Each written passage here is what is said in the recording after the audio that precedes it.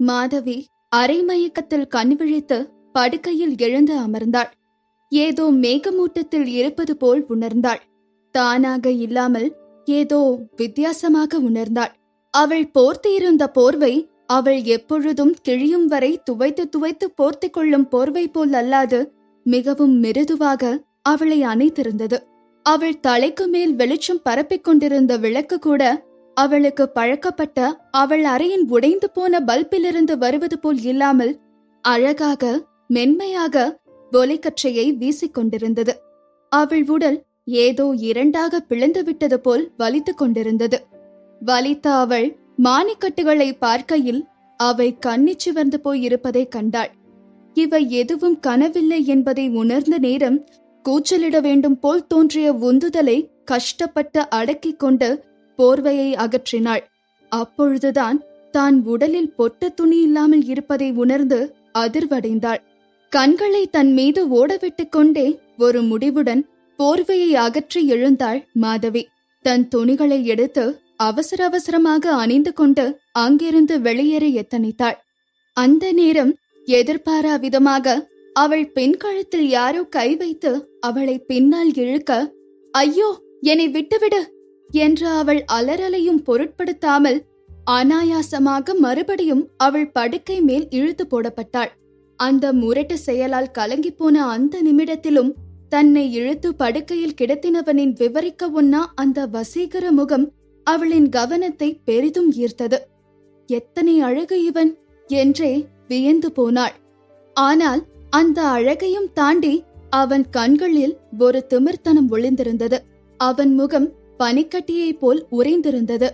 அவன் நாசியோ அவன் தெளிந்த முகத்தில் தீர்க்கமாக வீற்றிருந்தது. பளிங்கு போல் வெள்ளையாக மின்னிய அவன் சருமம் தன் சருமத்தின் மேல் அவள் வைத்திருந்த நம்பிக்கையை தகர்ப்பது போல் இருந்தது. அவள் பல ஆண்களை ஏற்கனவே சந்தித்திருந்தாலும் அவர்களில் பலரும் வசீகரமாகவே இருந்திருந்தாலும் இவன் மட்டும் ஏனோ அவர்களை எல்லாம் தூக்கி சாப்பிட்டு விடும் தோற்றத்தில் இருந்தான். இவன்தான் நேற்றிரவு அவளை செத்து போய்விடும் அளவுக்கு துன்புறுத்தியவனா? உன்னை யார் இங்கே அனுப்பியது? நீ எதற்காக எனக்கு போதை மருந்துகளை அளித்தாய்? எத்தனையும் செய்துவிட்டு எந்தவித பாதிப்புக்கும் ஆளாகாமல் இங்கிருந்து தப்பித்து விடலாம் என்று எப்படி நினைக்கிறாய்? கண்களின் கோபத்தின் வெப்பங்கள் பரவ அவனிடமிருந்து வந்த இந்த கேள்விகள் ஏற்கனவே குழம்பியும் கலங்கியும் போயிருந்த அவளுக்கு மிகவும் அதிர்ச்சியாக இருந்தது. இப்பொழுது அவன் அவளை படிக்கிறான். இந்த பெண்ணிற்கு வெண்பனி போல் ஒரு நிறம், அழகான சிறிய முகம், ஆனால் உணர்வுகளை கொட்டும் பெரிய கண்கள். வெளிச்சத்தில் திணறும் மானின் கண்களைப் போல் அவள் கண்ணிமைகள் படபடத்தாலும் அவள் கண்களில் ஒரு விட்டுக் கொடுக்காத அஞ்சாத தன்மை இருப்பதை பார்க்கிறான். மாதவி ஒரு சாதாரண, இன்னும் பெரிதாக முன்னுக்கு வராத ஒரு மாடல் அழகி. மாடலிங் உலகில் பெயர் போன சந்திரன் அன்று அங்கு இருப்பதை எப்படியோ கேள்விப்பட்டு அவன் குடிக்கும் நீரில் அவனை நினைவிழக்க செய்யும் போதை மருந்தை கலந்து கொடுத்து தன் காரியம் சாதிப்பதற்காக எடுத்து வந்திருக்கிறாள். ஆனால் தவறுதலாக அந்த மருந்தை சூர்யாவின் நீரில் கலந்து விட்டாள்.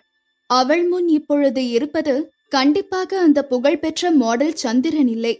அவன் அவள் கையை பற்றி முரட்டுத்தனமாக இழுத்ததில் அவள் தரையில் விழுந்து விடுகிறாள். இருப்பினும் தரையில் ஒரு சுற்று சுற்றி லாவகமாக எழுந்து நிற்கிறாள். ஏய், நீ என்ன செய்கிறாய்? உனக்கு போதை மருந்தை நான் கொடுத்திருந்தால் இன்னும் நான் ஏன் இங்கேயே இருக்கிறேன்? நீ என்னை தவறாக புரிந்து கொண்டிருக்கிறாய். இந்த சூழலில் உன்னை விட அதிகமாக பாதிக்கப்பட்டு அவதிப்பட்டு கொண்டிருப்பவள் நான் தான். கீழே தள்ளப்பட்டதில் அவள் பின்புறமும் கையும் வலித்துக் கொண்டிருந்தன. மேலும் உடல் முழுவதும் இருந்த வலியும் சேர்த்து அவளின் கோபத்தை உச்சிக்கு கொண்டு சென்றது. அவனிடம் நேராகவே சொல்கிறாள், நான் உனக்காக போதை மருந்தை கொண்டு வரவில்லை. ஒன்றிற்கும் உதவாத உன்னை போதையாக்கி நான் சாதிக்கப் போவது ஒன்றுமில்லை. கண்டவர் மீது கை வைப்பவள் இல்லை நான். என் போதை மருந்திற்கான பணத்தை கொடு. தவறான மனிதனுக்கு போதை மருந்தை அளித்து விட்டாளா? அவனின் கருப்பு விழிகள் வெறுப்பை கக்கின. ஆடையை சரிவர அணியாத அவளின் தோள்பட்டை வெளேரென்று கண்ணில் பட்டது. அதில் கண்ணிச் சிவந்திருந்த பாகங்களை அவன் பார்க்கையில் அவன் முகம் சுருங்கியது. நேற்றிரவின் சம்பவங்கள் அவனுக்கு நினைவில் ஓடிய போது மறுபடியும் தான் கிளர்ந்தெழுவதை உணர்ந்தான். தன் பார்வையை அவளிடமிருந்து தவிர்த்து மனதிற்குள் உருமினான். என்ன தைரியம் இவளுக்கு!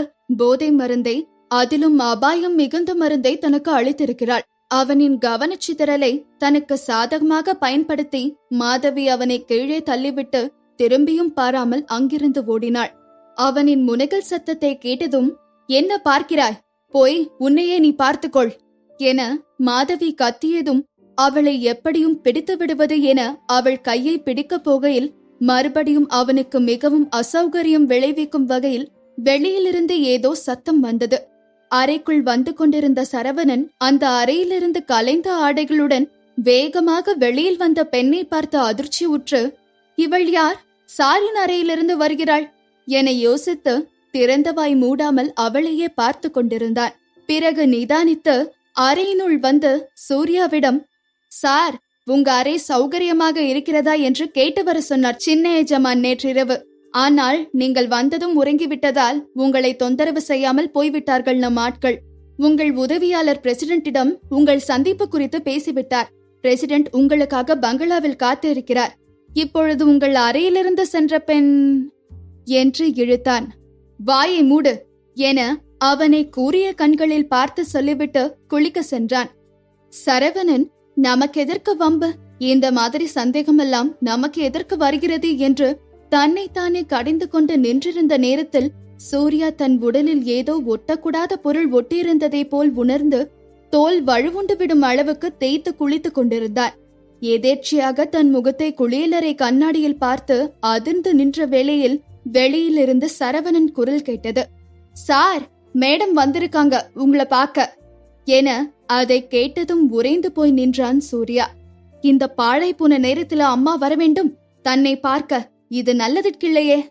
தன்னை நன்றாக அலங்கரித்துக் கொண்டிருந்த அவன் அம்மா அவனின் கலைந்து கிடந்த படுக்கையையும் அதில் என்ன நடந்திருக்கும் என்பதையும் யூகிக்க முடிந்ததால் அதிர்ச்சியுற்று நின்றாள். கோலியல் துண்டை தன்மேல் போர்த்திக் கொண்டு வெளியில் வந்தவன், அம்மா, நீங்கள் என்ன கேட்கப் போகிறீர்கள் என்று எனக்கு தெரியும். ஆனால் இன்று எனக்கு நிறைய வேலை இருக்கிறது என்று சொன்னான். ஆனால் அவளால் எப்படி கேட்காமல் இருக்க முடியும்? தன் ஆச்சரியத்தை மறைக்க இயலாமல், நான் என்ன கேட்க வேண்டும் உன்னை? எனக்குதான் பட்டவர்த்தனமாக இரவு ஒரு பெண்ணுடன் இருந்திருக்கிறாய் என்று தெரிகிறதே என்றாள். அதற்கு அவன், நீங்கள் இதில் தலையிடாமல் இருந்தால் நன்றாக இருக்கும் என்று கத்த, அந்த பெண்மணி, அதெப்படி நான் தலையிடாமல் இருக்க முடியும்? நீ அந்த பெண்ணை திருமணம் செய்தே தீர வேண்டும். ஒரு பெண்ணிடம் இப்படி நடந்து கொண்டு விட்டு அவளை ஏமாற்றுதல் எந்த விதத்திலும் சரியில்லை என்று பதிலுக்கு கத்துகிறாள். அவன் அம்மா இப்படித்தான் பேசுவாள் என்று அவனும் அறிந்தே வைத்திருந்தான். அம்மா, நான் அவளை திருமணம் செய்ய முடியாது. நான் பைத்தியமில்லை. அவள் யாரென்றே எனக்கு தெரியாது. அவள் பெயர் கூட எனக்கு தெரியாது. அவள் பெயர் மாதவி. அவள் லிங்கம் என்பவரின் 2வது மனைவியின் மகள். அவளுக்கு 2 சகோதரிகளும் ஒரு சகோதரனும் உண்டு. அவள் வயது 23.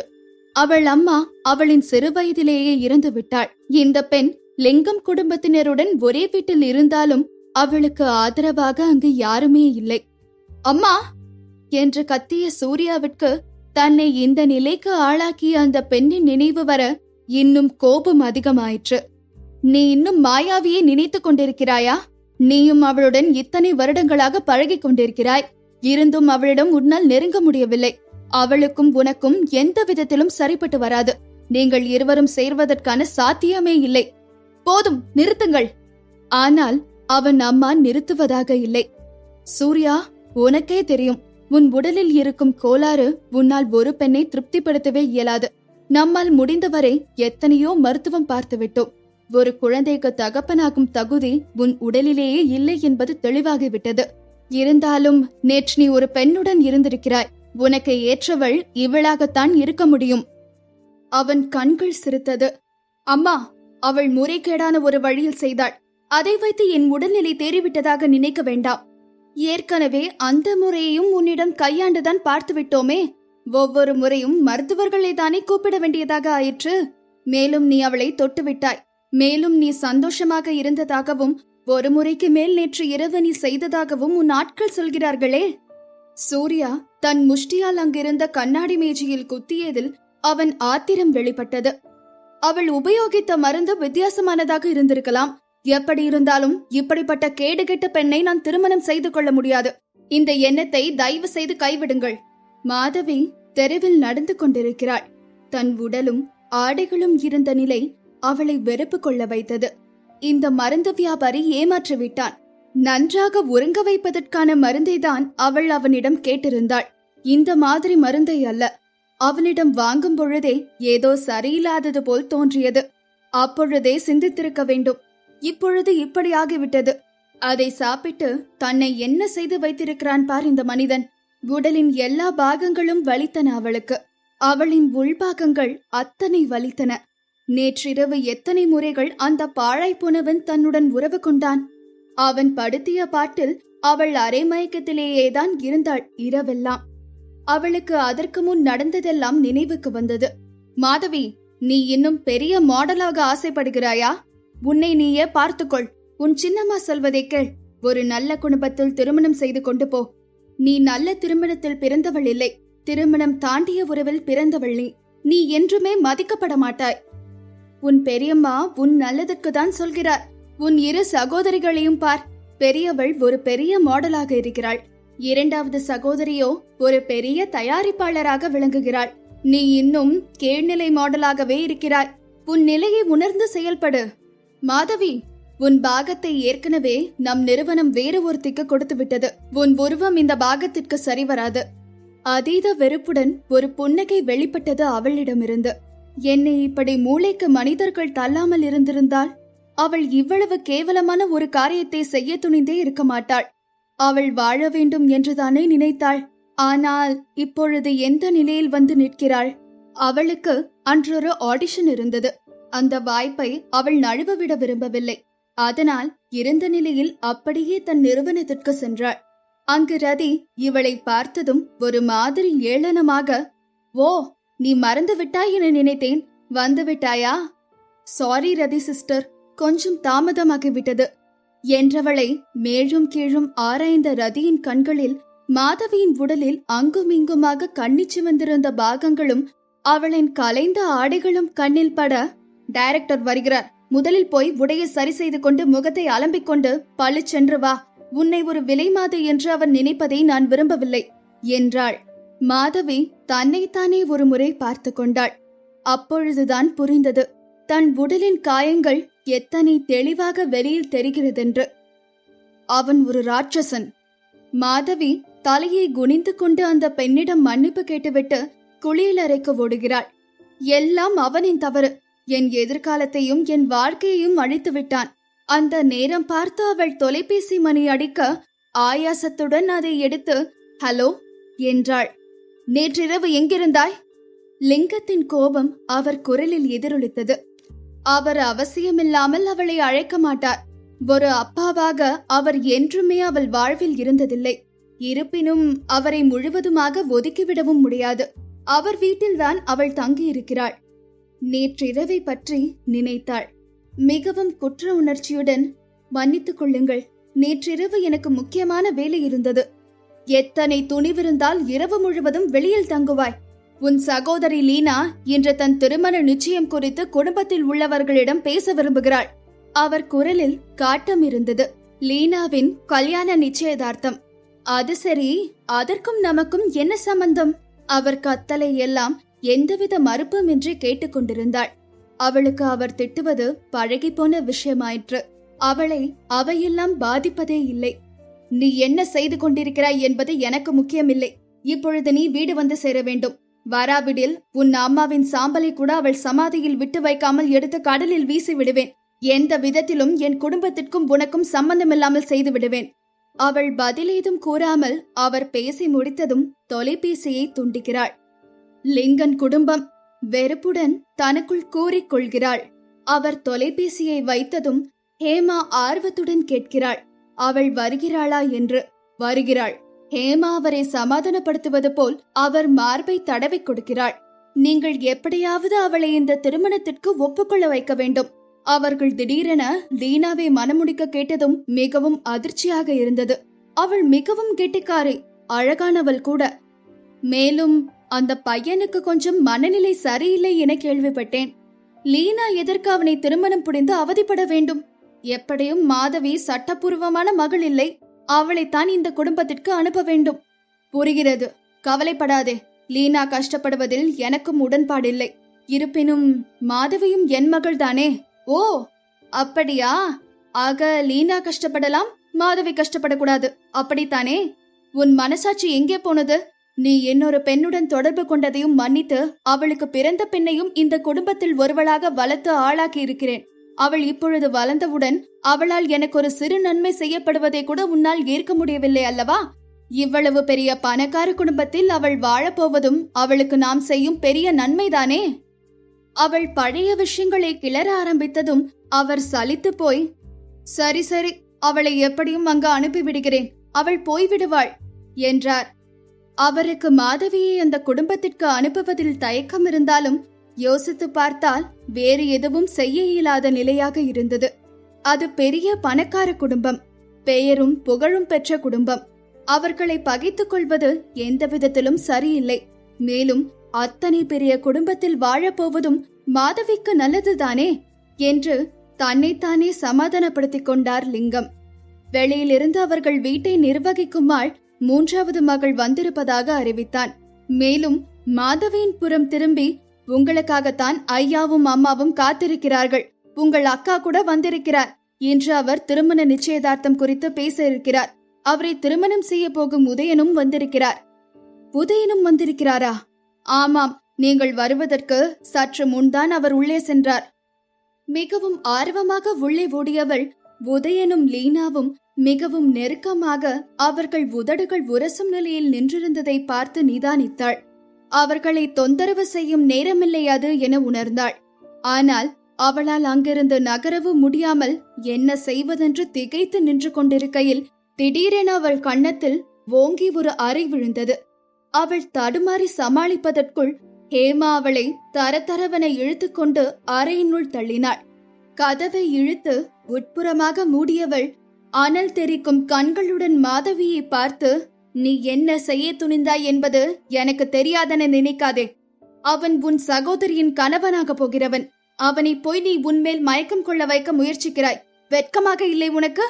எரிந்து கொண்டிருந்த தன் கன்னங்களை தடவிக்கொண்டே தன் மாற்றாந்தாயை வெறுப்புடன் பார்த்து, பெரியம்மா, என் குறிக்கோள் அவனை மயக்குவதாக இருந்தால் அங்கு நின்று அவர்களை பார்த்து கொண்டிருக்க மாட்டேன் என்கிறாள். ஹேமா கோபத்துடன் ஏய் என கத்திக்கொண்டு புறப்பட ஆயுத்தமான மாதவியை பிடித்து கீழே தள்ளினாள். உன்னை நாங்கள் வாழ வைத்திருக்கிறோம் பெரிய மனது பண்ணி, இல்லையெனில் நீ உன் அம்மாவுடன் சேர்ந்து தெருவிலேயே கிடந்து இறந்திருப்பாய். உன்னை ஏன் நான் நடிக்க கூடாது என கேட்டாள். அப்பொழுது அவள் கண்களில் கண்ணிச்சி வந்த மாதவியின் உடற்பகுதிகள் பட, ஓ, நீயும் உங்க அம்மாவை போல் யாரை மயக்கலாம் யாரை வீழ்த்தலாம் என்று அலைந்து கொண்டிருக்கிறாயா? அப்படித்தான் வாழப்போகிறாய் என்றால் எங்கள் குடும்பமானத்தை வாங்காமல் இங்கிருந்து கிளம்பி வெளியே போய் எதை வேண்டுமானாலும் செய்து கொள். உதயனின் குடும்பம் பாரம்பரியமிக்க குடும்பம். அத்தனை கௌரவமான குடும்பத்தில் பிறந்தவன் உன்னை போல் கீழ்த்தரமான பெண்ணிடம் மயங்கி விடுவான் என நினைத்தாயா? அவன் உன்னை திரும்பி கூட பார்க்க மாட்டான், தெரிந்து கொள் என்றாள். அவள் அடித்த அடி கூட மாதவிக்கு வலிக்கவில்லை. ஆனால் அவளின் இந்த வார்த்தைகள் அவள் நெஞ்சை பிளப்பது போல் இருந்தது. இருந்த போதிலும் அதை மறைத்துக் கொண்டு அவள் சிரித்தாள். தன் உடைகளை சரியாக்கி தோள்களை மறைத்துக் கொண்டு, அவன் என்னை திரும்பி கூட பார்க்க மாட்டான் என்று உங்களுக்கு எவ்வளவு நிச்சயமாக தெரிந்தால் ஏன் நான் அவனை மயக்கி விடுவேனோ என்று பயப்படுகிறீர்கள் என்று ஏளனமாக உரைத்தாள்.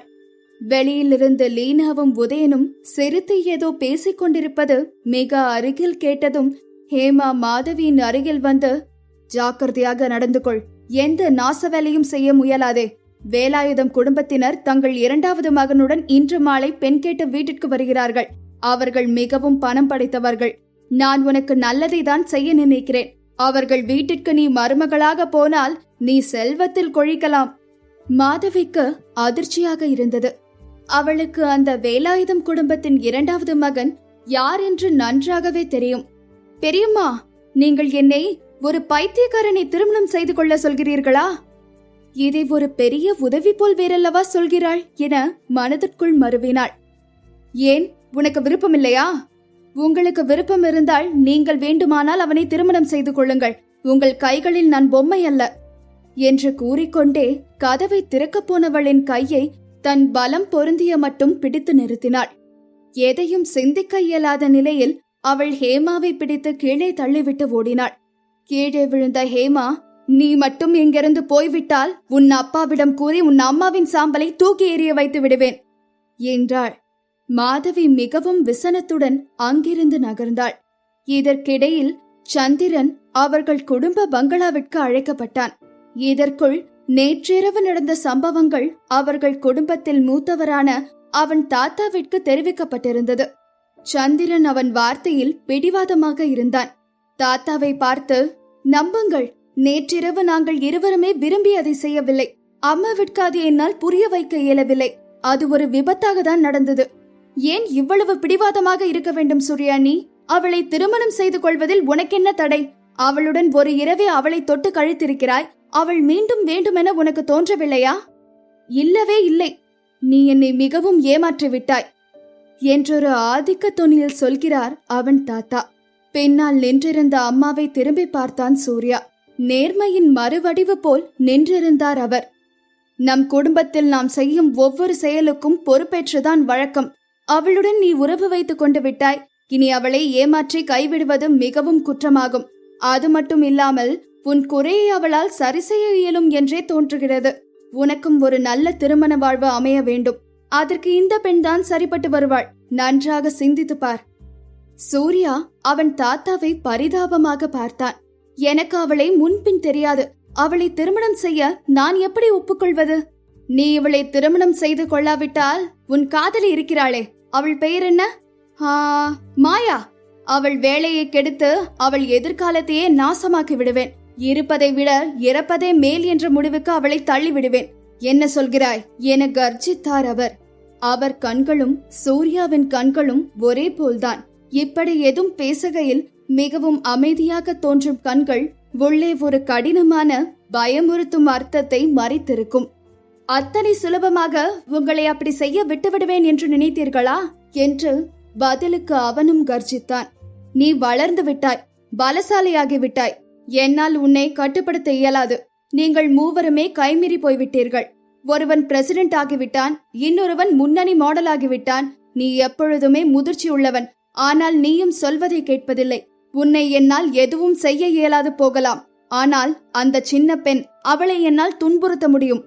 சூர்யாவின் கண்களில் ஒரு வெறுப்பு தெரிந்தாலும் அதனுடன் ஏதோ ஒரு மின்னலும் தெரிந்தது. மாதவி சில அடி தூரம்தான் ஓடியிருப்பாள். அதற்குள் அவர்கள் குடும்ப சொந்தங்கள் அனைவரும் நிறைய கார்களில் உள்ளே நுழைந்து கொண்டிருந்தனர். இன்று ஒரு முக்கியமான நாளாக அனைவரும் கருதி வந்திருக்கிறார்கள். அதற்குள் ஹேமா ஒருவரை அழைத்து, அவளுக்கு நான் நல்லது செய்கிறேன், புரியாமல் ஓட நினைக்கிறாள், அவளை பிடித்து உள்ளே அழைத்து வாருங்கள் என சொல்கிறாள். மாதவிக்கு அப்படியே ஹேமாவை ஒரு அறைவிட வேண்டும் போல் ஒரு ஆத்திரம் வருகிறது. ஆனாலும் அவள் இங்கு தனித்து நிற்கிறாள். அவளுக்கோ பேச அங்கு யாருமே இல்லை. அத்தனை மனிதர்களும் அவளுக்கு எதிரானவர்கள். அவள் கைகளை பின்புறமாக கட்டி அவள் உள்ளே அழைத்து வரப்படுகிறாள். அவளுக்கு அலங்காரம் செய்ய ஒரு பெண் வருகிறாள். ஹேமா மாதவியை பார்த்து ஒரு முறை முறைத்துவிட்டு, என்னிடமிருந்து தப்பிச் செல்ல முடியும் என்று நினைத்தாயோ? இன்னும் சிறிது நேரத்தில் வேலாயுதம் குடும்பத்திலிருந்து மனிதர்கள் வந்து விடுவார்கள். அதற்குள் அலங்காரம் முடிந்து தயாராக இரு என்று உத்தரவிட்டாள். மாதவி பல்லை கடித்து கொண்டாள். எதுவும் செய்ய இயலாத தன் நிலையை நினைத்து. அவளின் அலங்காரங்கள் முடிந்தவுடன் ஹேமா அவளை ஏற இறங்க பார்த்து, இந்த பெண் நன்றாக அலங்கரித்துக் கொண்டால் மிகவுமே அழகாக இருக்கிறாள். இந்த மென்மையான இவள் முகமே எந்த ஆடவன் மனதிலும் அவளை நிலைக்க வைக்கும் என்று நினைத்துக் கொள்கிறாள். மேலும் முதலில் இவளை இந்த வேலாயுதம் குடும்பத்தில் எப்படியாவது சீக்கிரம் திருமணம் செய்து அனுப்பிவிட வேண்டும். இல்லையெனில் இவள் உதயனின் மனதில் இடம் பிடித்து லீனாவின் வாழ்க்கையை கெடுத்துவிடும் அபாயம் உள்ளது என நினைக்கிறாள். வெளியிலிருந்து யாரோ வேலாயுதம் குடும்பத்தினரின் வருகையை தெரிவிக்கிறார்கள். ஹேமா உடனடியாக மாதவியின் கட்டுகளை அவிழ்த்துவிட்டு அவளை முன்னே தள்ளுகிறாள். சிறிது நேரத்தில் வாசலில் ஆர்ப்பாட்டமான பேச்சுகளின் சத்தம் கேட்கிறது. எங்கள் எல்லோருக்கும் மாதவி உங்கள் சட்ட ரீதியான பெண் இல்லை என்று தெரியும். எங்கள் குடும்பத்திற்கு அவள் ஏற்றவளும் இல்லை. இருப்பினும் புகைப்படத்தில் அவள் அழகாக தெரிகிறாள். இருப்பினும் எங்கள் குடும்பத்திற்குள் வந்த பிறகு எங்கள் பரம்பரையை பெருக்க அவள் உதவி செய்தால் அவள் எதிர்காலம் நன்றாகவே இருக்கும். மாதவிக்கு அருவருப்பாக இருந்தது. அவள் பிள்ளை பெற்று போடும் எந்திரமாக வேண்டுமா? குட்டையாக திருப்புருவென முழித்துக்கொண்டு சிறிய பிள்ளை போல் விரல் சுப்பிக்கொண்டு ஒரு மனிதன் அமர்ந்திருப்பதை கண்டாள். அந்த மனிதனை காட்டி ஹேமா அவளிடம், அவன்தான் உன் கணவனாக போகிறவன், உன் எதிர்காலம் பிரகாசமாக இருக்க போகிறது. அந்த குரலில் ஒலித்த வன்மம் மாதவிக்கு நன்றாகவே தெரிந்தது. திடீரென அந்த மனிதன் பயங்கரமாக சத்தம் போட்டுக்கொண்டு அருகில் இருந்த மனிதர்களின் மேல் பாய்ந்தான். சிறிது நேரத்தில் அங்கு ஒரே கூச்சலும் குழப்பமும் நிலவியது. இருவர் குடும்ப மனிதர்களும் அவனை சுற்றி சூழ்ந்து கொண்டார்கள். ஹேமாவிற்கே அவன் நடந்து கொண்ட விதம் மிகவும் அதிர்ச்சியையும் அருவருப்பையும் அளித்தது. இருப்பினும் நல்ல வேளை, மாதவிதான் அவனை மணக்கப் போகிறாள், லீனா இல்லை என்பதில் அவளுக்கு மிகவும் ஆனந்தமே. இந்த நினைப்புடன் திரும்பிய அவள் அருகில் யாரும் இல்லாதது குறித்து திகைத்தாள். எங்குதானே மாதவி நின்று கொண்டிருந்தாள்? மாதவி எங்கே போனாள்? போய் தேடுங்கள் அவளை, எங்கிருந்தாலும் அவளை அடித்து இழுத்து வாருங்கள் என்று அலறினாள். மாதவிக்கு தான் எப்படி தப்பித்தோம் என்பதே தெரியவில்லை. நீண்ட தூரம் ஓடியதால் அவளுக்கு மூச்சிரைத்தது. தெருவின் ஒரு ஓரமாக ஒரு கார் நின்று கொண்டிருந்ததை பார்த்தாள். கொஞ்சம் உற்று பார்த்ததில் உள்ளே சூர்யா அமர்ந்திருந்தது தெரிந்தது. இறுக்கமான முகத்துடன் சூர்யா, நாம் பேசியாக வேண்டியிருக்கிறது. மாதவி சிறிது தயக்கத்துடன் தலை நிமிர்த்தி அவனை பார்த்து, என்னை எப்படி கண்டுபிடித்தாய்? பக்கவாட்டில் அவனை பார்த்தவளுக்கு அவன் எவ்வளவு அழகாக இருக்கிறான் என நினைத்து கொண்டாள். ஆனால் என்ன புண்ணியம், அவன் குணங்களுக்கும் அழகிற்கும் சம்பந்தமே இல்லையே என வருந்தினாள். அவன் அவளை திரும்பிக் கூட பார்க்காமல் எங்கோ பார்த்து கொண்டு, உனக்கு எவ்வளவு பணம் கொடுத்தால் என்னை திருமணம் செய்து கொள்வாய் என கேட்டான். என்ன? அவன் பேசியதை சரியாகத்தான் கேட்டோமா? அவன் இப்பொழுது நேராகவே பேசினான். அன்று நடந்தது நடந்துவிட்டது என்று அதை திருப்பி போட இயலாது. அதனால் அதற்கான பொறுப்பை நான் ஏற்றாக வேண்டும். அதற்கு திருமணம் செய்து கொள்வதுதான் ஒரே வழி. அதற்கொன்றும் அவசியமில்லை. மாதவி அவன் விளையாட்டாக சொல்வதாக நினைத்தாள். அவள் நினைப்பு அவனுக்கு புரிந்தது போல் அவன் சொன்னான், நான் விளையாடவில்லை. நான் உன்னை திருமணம் செய்தே ஆக வேண்டும். நீ ஒப்புக்கொண்டால் இப்பொழுதே திருமணத்திற்கான ஒப்பந்தத்தை செய்து விடலாம். இந்த அரிய சந்தர்ப்பத்தை நழுவ விடாதே. மாதவிக்கு என்ன சொல்வதென்று தெரியாமல் சிரிக்கத் தொடங்கினாள். இவன் என்ன, ஏதோ இவனை திருமணம் செய்வது பெரிய விஷயம் மாதிரி பேசுகிறான். இவன் தம்பி சந்திரனாக இருந்தாலும் பரவாயில்லை, அவனுக்கு இருக்கும் செல்வாக்கிலும் புகழிலும் தானும் முன்னுக்கு வந்துவிடலாம் என எண்ணினாள். இப்பொழுது அவனிடம் திரும்பி, உன்னை திருமணம் செய்வதால் எனக்கு என்ன லாபம் என்றாள். சூர்யா வெறுப்பு உமிழும் கண்களுடன் அவளை பார்த்தான். நீ என்னை திருமணம் செய்து கொண்டால் உனக்கான எல்லா செலவுகளையும் நான் பார்த்துக் கொள்வேன். நீ தங்குவதற்கு நல்ல இடமாக ஒன்று கொடுப்பேன். உனக்கு நாளை ஒரு காதலன் கிடைத்தால் என்னை விவாகரத்து செய்கையில் உனக்கு வேண்டிய உன் தகுதியை குறைத்துக் கொள்ளாத அளவிற்கு பணம் கொடுப்பேன். மேலும் உனக்கு எந்த அசௌகரியமும் தடைகளும் ஏற்படுவதை என்னால் தகர்த்தெறிய முடியும். என்னை நம்பு, இந்த திருமணம் கண்டிப்பாக உனக்கு நல்லதை மட்டுமே கொடுக்கும். நீ வருந்த மாட்டாய். அவன் பேசுவதை கேட்டுக்கொண்டே வந்தவளுக்கு முதலில் இந்த விளையாட்டு கைமீறி போய்கொண்டிருப்பதாக பட்டாலும் பின்பகுதியில் அவன் பேசியதை கேட்டவுடன் கொஞ்சம் கவனிக்க ஆரம்பித்தாள். இவனை திருமணம் செய்து கொள்ளும் பட்சத்தில் மீண்டும் தன் அப்பா வீட்டிற்கு போக வேண்டியதில்லை, அந்த பைத்தியக்காரனை திருமணம் செய்ய வேண்டியதில்லை என தோன்றியது. உண்மையிலேயே இவனால் நமக்கு உபயோகம் இருக்குமா? ஆக எப்படியும் ஒரு நாள் நாம் விவாகரத்து பெற்று விடுவோமா என அவள் கேட்க, இப்பொழுதே விவாகரத்தை பத்தி பேசுகிறாள்? அதுவும் சரிதானே. ஏதோ ஒரு காரணத்திற்காக விரும்பாமல் செய்யப்படும் இந்த திருமணத்தில் பின் என்ன காத்திருக்கிறது என்பதை பற்றி சிந்திப்பதும் சரிதானே என்று தனக்குள் தானே பேசிக்கொண்டு, சூர்யா, ஆமாம், கண்டிப்பாக நான் விவாகரத்து செய்ய முடிவு செய்தவுடன் நீ எனக்கு ஒத்துழைக்க வேண்டும். எங்கள் குடும்பத்தின் பெயர் கெடாத அளவுக்கு நான் ஒரு காரணம் தேடி பிரச்சனை இல்லாமல் விவாகரத்து செய்ய வேண்டும். ஆனால் திருமணத்திற்கு முன் நாம் ஒரு ஒப்பந்த பத்திரத்தில் கையெழுத்திட வேண்டும். அதில் குறிப்பிட்டிருப்பனவற்றை தவிர நீ வேறு எதுவும் கேட்கக்கூடாது. மாதவி பொறுமை இழந்தாள். நீ மிகவும் முகத்தில் அடித்தாற்போல் பேசுகிறாய். எனக்கு வேறு எதுவும் கண்டிப்பாக தேவையில்லை. சூர்யா காரின் கதவை திறந்து கொண்டு, நமக்குள் தேவையில்லாத பண்புகளை பற்றி பேசாதே. நாம் இருவரும் காலத்திற்கும் சேர்ந்து வாழப்போகும் தம்பதிகள் அல்ல என்றான். மாதவிக்கு இன்னும் சந்தேகமாக இருந்தது. நீ நிச்சயமாகத்தான் சொல்கிறாயா நாம் திருமணம் செய்து கொள்வோம் என? ஒருவரை பற்றி இன்னொருவருக்கு ஒன்றும் தெரியக்கூட தெரியாதே. நாம் நேற்றுதானே சந்தித்தோம். சூர்யா அவளை முழுவதுமாக பார்த்துவிட்டு, இன்னும் என்ன தெரிய வேண்டும்? உன் உடலின் ஒவ்வொரு அங்கமும் எனக்கு அறிமுகம்தானே என்றான். இதை கேட்டதும் மாதவிக்கு நேற்று இரவு நடந்தது நினைவுக்கு வர சிறிது கோபமும் சிறிது வெட்கமுமாக, நான் நேற்றே சொன்னது போல் அது என் தவறு மட்டுமல்ல, நீயும் தான் காரணம் என்றாள். அவளும் பெண்தானே என்பதாக இருந்தது அவள் நடத்தை. ஆனால் சூர்யா எந்த ஒரு உணர்வையும் வெளிப்படுத்தாமல் இருந்தது அவள் கோபத்தை இன்னும் அதிகரித்தது. சரி, நான் இதை பற்றி இனி ஒரு முறை பேச மாட்டேன்.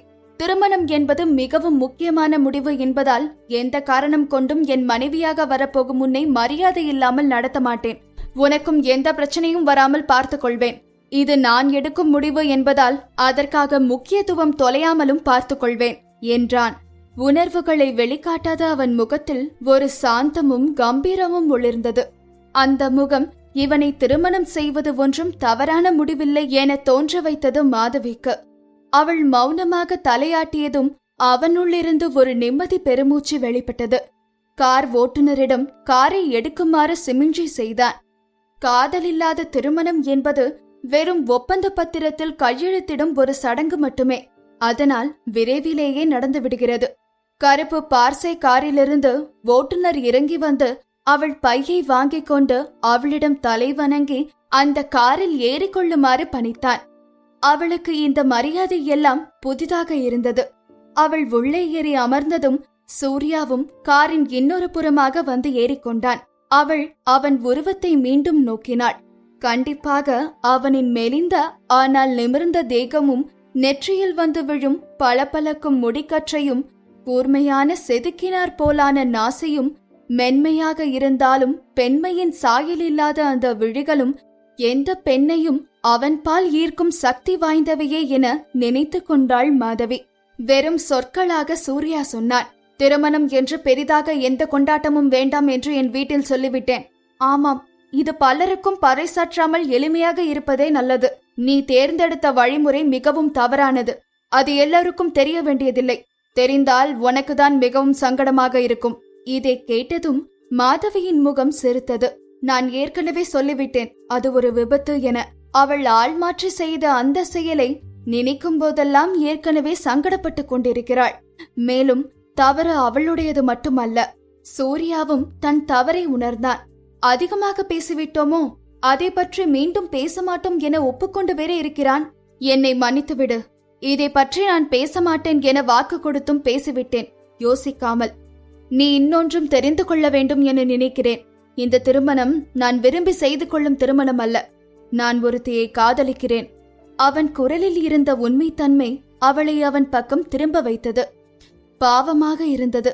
அவள் செய்த ஒரு தவறினால் அவன் இந்த திருமணத்திற்குள் தள்ளப்பட்டிருக்கிறான் என நினைக்கையில் குற்ற உணர்வும் மிகுந்தது. அவள் மிகவும் மென்மையாக, எனக்கு புரிகிறது. விரும்பியோ விரும்பாமலோ நம் கணவன் மனைவி இருவரும் சேர்ந்து வாழப்போகும் இந்த வாழ்வில் இருவரும் விட்டு கொடுத்து வாழ்வோம். விரைவில் இந்த வாழ்க்கைக்கு நானும் பழகி விடுவேன். நீ மட்டும் பத்திரத்தில் உள்ளதிலிருந்து மாறாமல் நடந்து கொள். கவலைப்படாதே. நான் தொழில் ரீதியாகவே ஒரு நடிகை. ஒப்பந்த பத்திரத்திலிருந்து வழுவாமல் பார்த்துக் கொள்வேன். உன் குடும்பத்தார் முன் உன்னை மிகவும் நேசிப்பதாக காட்டிக்கொள்வேன். இது வெறும் நாடக திருமணம்தான். அதனால் நீயும் நம் ஒப்பந்தத்தின்படி நடந்து கொள்வாய் என நம்புகிறேன். நமக்குள் உடல் ரீதியான உறவு கிடையாது. கண்டிப்பாக. ஆனால் இருவரும் சேர்ந்துதான் வாழ்ந்தாக வேண்டும், மற்றவரை நம்ப வைக்க. சேர்ந்திருந்தாலும் நீ உன் வார்த்தைகளை காப்பாற்றும் வரை, என் வாழ்வில் தலையிடாத வரை நானும் சரியாக ஒத்துழைப்பேன். கவலைப்படாதே. எப்படி இருந்தாலும் உன்னை போல் நாகரிகம் இல்லாத, சரியான நடவடிக்கைகள் இல்லாத பெண்ணின் மேல் எனக்கு ஒரு விருப்பமும் இல்லை. சரிதான். எனக்கும் மாட்டுத்தோல் போர்த்திய நரிகளிடம் ஒரு பெண்ணை எப்படி கையாள்வது என்று கூட தெரியாத மிருகங்களிடம் ஈர்ப்பு ஏற்படுவதில்லை என்றாள் மாதவி விட்டு கொடுக்காமல். சூர்யாவிற்கு இந்த சொற்களை கேட்டதும் மிகுந்த ஆத்திரம் வந்தது. அவன் அவளை பார்த்த பார்வையில் அனல் தெரித்தது. அவன் படுக்கையில் எப்படி நடந்து கொண்டான் என்று, எப்படி பேசுகிறாள் இவள் நாகரிகம் இல்லாமல். அவன் ஆண் அல்லவா? அவன் என்ன வேண்டுமானாலும் பேசலாம். ஒரு பெண் பேசலாமா? என்ன முறைக்கிறாய்? நான் உண்மையைத்தான் கூறினேன். மேலும் நீதான் முதலில் என்னை பற்றி பேசினாய். ஆமாம், என் தவறுதான். நான் மீண்டும் அதை பற்றி பேசி இருக்க கூடாது. மன்னித்து விடு. இனி கண்டிப்பாக பேச மாட்டேன். உன் மன்னிப்பை ஏற்றுக்கொண்டேன். மேலும் எப்படி இருந்தாலும் இனி உன்னை நான் எந்த காரணம் கொண்டும் தொடமாட்டேன். அதனால் உன் நடத்தை பற்றி பேச வேண்டிய அவசியம் இருக்காது என்றாள் மாதவி. அவன் முகம் மீண்டும் கருத்தது. ஆயினும் ஆத்திரத்தை அடக்கிக் கொண்டான். என் வீட்டாருக்கு சந்தேகம் வரக்கூடாது என்பதால் நாம் இருவரும் ஒரே படுக்கை அறையில்தான் இருக்க வேண்டியிருக்கும். ஆனாலும் உன் சுதந்திரத்தில் நான் தலையிட மாட்டேன். நீ உன் நண்பர்களை பார்ப்பதோ அவர்களுடன் இருப்பதோ உன் இஷ்டம். ஆனால் என்ன செய்தாலும் என் குடும்ப கௌரவம் பேர்கெடாமல் கவனமாக பார்த்து கொள்ள வேண்டியது உன் பொறுப்பு. உன் சுதந்திரத்தை நான் மதிக்கிறேன். அதேபோல் உன் பொறுப்புகளை நீ சரியாக கையாளும் வரை நான் உன்னை கேள்விகள் எதுவும் கேட்க மாட்டேன். நீ அனாவசியமாக கவலை கொள்ள வேண்டாம். என் தொழில் மீது மரியாதை உள்ளவள் நான். உன்னை திருமணம் புரிந்திருப்பதால் தேவையில்லாத மற்றவர் என்னை பற்றி புரளி பேசும் அளவில் நான் நடந்து கொள்ள மாட்டேன். எப்படி இருந்தாலும் இன்னும் சில வருடங்களில் நாம் விவாகரத்து பெற்றுவிடுவோம். அதுவரை என் வார்த்தையை கண்டிப்பாக காப்பாற்றுவேன் என்று மாதவி உறுதியளிக்க அவனும் நிம்மதியாக பெருமூச்சு விட்டான். என்னதான் இருவரும் தம்பதிகள் என்று காகிதத்தில் ஒப்பந்தம் செய்துவிட்டாலும் சம்பந்தமில்லாத அறிமுகமில்லாத இருவர் சேர்ந்து வாழ்வது போல்தான் அவர்கள் வாழ்வு. அதற்கு பிறகு ஏதோ அவன் வேலை முடிந்தது என்பது போல் சூர்யா அவள் பக்கமே திரும்பவில்லை. இருவரும் அதற்கு பிறகு ஒருவருடன் ஒருவர் பேசாமலே அவன் இருப்பிடத்திற்கு சென்றனர். அங்கு காரிலிருந்து இறங்கியதும் அவர்கள் வீட்டு சமையல்காரர் வந்து மரியாதையுடன் அவளுக்கு வணக்கம் தெரிவித்துவிட்டு, என் பெயர் சுவாமிநாதன் அம்மா, அனைவரும் என்னை சாமி என்று அழைப்பார்கள், நீங்களும் அப்படியே அழைக்கலாம் என்கிறார். அவள் அந்த இருப்பிடத்தை சுற்றும் முற்றும் பார்த்தாள். இதை பங்களா என்று கூட சொல்ல முடியாது. ஒரு பெரிய அரண்மனையின் தோற்றத்துடன் உள்ளே கம்பீரமாக அமைந்திருந்தது அவன் இருப்பிடம். அது மட்டுமல்லாமல் கேட்டை திறந்து உள்ளே நுழைந்ததிலிருந்து இன்னும் அந்த பாதை போய்கொண்டே இருந்தது. பாதையின் இருபுறமும் நேர்த்தியான தோட்டம், பச்சை பசைலென மரங்களையும் செடி கொடிகளையும் கொண்டிருந்தது. அவள் அப்படியே பிரமித்து நின்றிருக்க சூர்யா அவள் பக்கம் திரும்பி, இனி என்னுடன் நீ இங்குதான் இருக்கப் போகிறாய் என்றான். நீயும் என்னுடன் தான் இருப்பாயா? பின்னே திருமணம் முடிந்து வந்ததுமே தனியாக இருக்க முயற்சிக்கிறாயா? இல்லை, கேட்டு தெளிவதற்குதான் என்றாள். என் பெற்றோர்கள் சாதாரணமாக இங்கு வரமாட்டார்கள். வேலையாட்களிடம் உனக்கு என்ன வேலை செய்ய வேண்டுமானாலும் கேட்டு வாங்கிக்கொள். வீட்டில் எதுவும் பிடிக்கவில்லை என்றாலும் சாமியிடம் சொல்லி மாற்றிக்கொள். ஆனால் என் படுக்கை அறையிலும் படிக்கும் அறையிலும் மட்டும் கை வைக்காதே, எக்காரணம் கொண்டும். எப்படி பேசுகிறான் என நினைத்தவள், எனக்கு எதையும் மாற்ற வேண்டாம், மேலும் எதையும் மாற்ற மிகவும் மெனக்கெட வேறு வேண்டும் என்றாள். ஒரு மேஜையின் மீது சாய்ந்து கொண்டு அவளை எரிப்பது போல் பார்த்தவனை நோட்டம் விட்டாள். எத்தனை வசீகரமாக நிற்கிறான் என நினைத்து கொண்டாள். ஒருவேளை அழகாக இருப்பவர்கள் எதை செய்தாலும் அழகாகத்தான் இருப்பார்கள் போல. சூர்யாவின் ஒரு கை மேஜை மேலிருக்க இன்னொரு கை அவன் மணிப்பர்சை பிடித்திருந்தது. அந்த மெல்லிய ஆனால் நேர்த்தியான விரல்களில் ஓடிய நரம்புகள், அவை பியானோ வாசிக்கும் விரல்கள் போல் தோற்றமளித்தன. சாமி உனக்கு வீட்டை சுற்றி காட்டுவார். சீக்கிரம் உனக்கு இந்த இடம் பழகிவிடும் என்று நினைக்கிறேன். ஒரு சுற்றுலா போல் அந்த அரண்மனையை சுற்றி காட்ட ஆரம்பித்தார் சாமி. நிறைய அறைகளும் கட்டிடத்தின் பின்னே வேலை செய்பவர்களுக்கான குடியிருப்பும் சமையலறையும் முன்னால் பெரிய வரவேற்பறையும் என்று பார்க்க பார்க்க நீண்டு கொண்டே போனது. தனியாக இருந்தால் அவள் அங்கு வழி தெரியாமல் தொலைந்து கூட போய்விடலாம் என்று தோன்றியது அவளுக்கு. அவள் அப்பாவின் குடும்பமும் ஓரளவிற்கு பணக்கார குடும்பம்தான் என்றாலும் அவர்கள் வாழும் இடத்திற்கும் இந்த இடத்திற்கும் இடைவெளி மிகவும் பெரிதாக இருந்தது. சாமியிடம் திரும்பி, இதுதான் சூர்யாவின் வீடா என கேட்க அவர், ஆமாம் அம்மா, இனி உங்கள் வீடும் இதுதானே என்றார். அவள் சுற்றிலும் பார்த்துவிட்டு, சூர்யா மிகவும் பணக்காரராக தெரிகிறார் என சொல்ல அவர் கொஞ்சம் சந்தேகத்தோடு அவளை பார்த்தார். அவளை பார்க்க ஏதோ பாவமாக இருக்க அவர், சார் பார்ப்பதற்கு மிகவும் கடுமையானவராக தெரிந்தாலும் மனதால் மிகவும் நல்லவர், நீங்கள் அவருடன் பழக பழக புரிந்து கொள்வீர்கள் என்று ஆறுதலாக கூறினார். மாதவி படுக்கை அறையின் பெரிய அழகான கதவுகளை தள்ளி திறந்ததும் அதிர்ந்தாள். சூர்யா அரை நிர்வாணமாக குளியலறை வாசலில் நின்றிருந்தான்.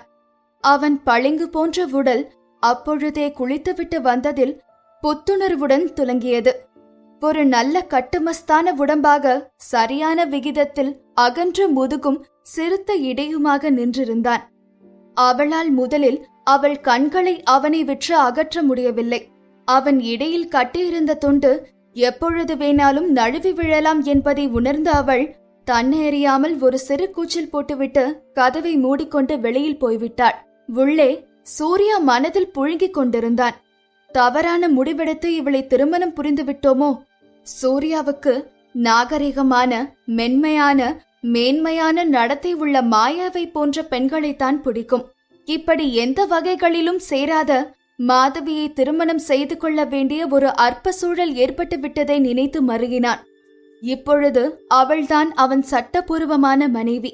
மாதவி வெளியில் வந்தவள் தான் இதயம் படபடவென அடித்துக் கொள்வதை உணர்ந்து கொண்டு நின்றிருந்தாள்.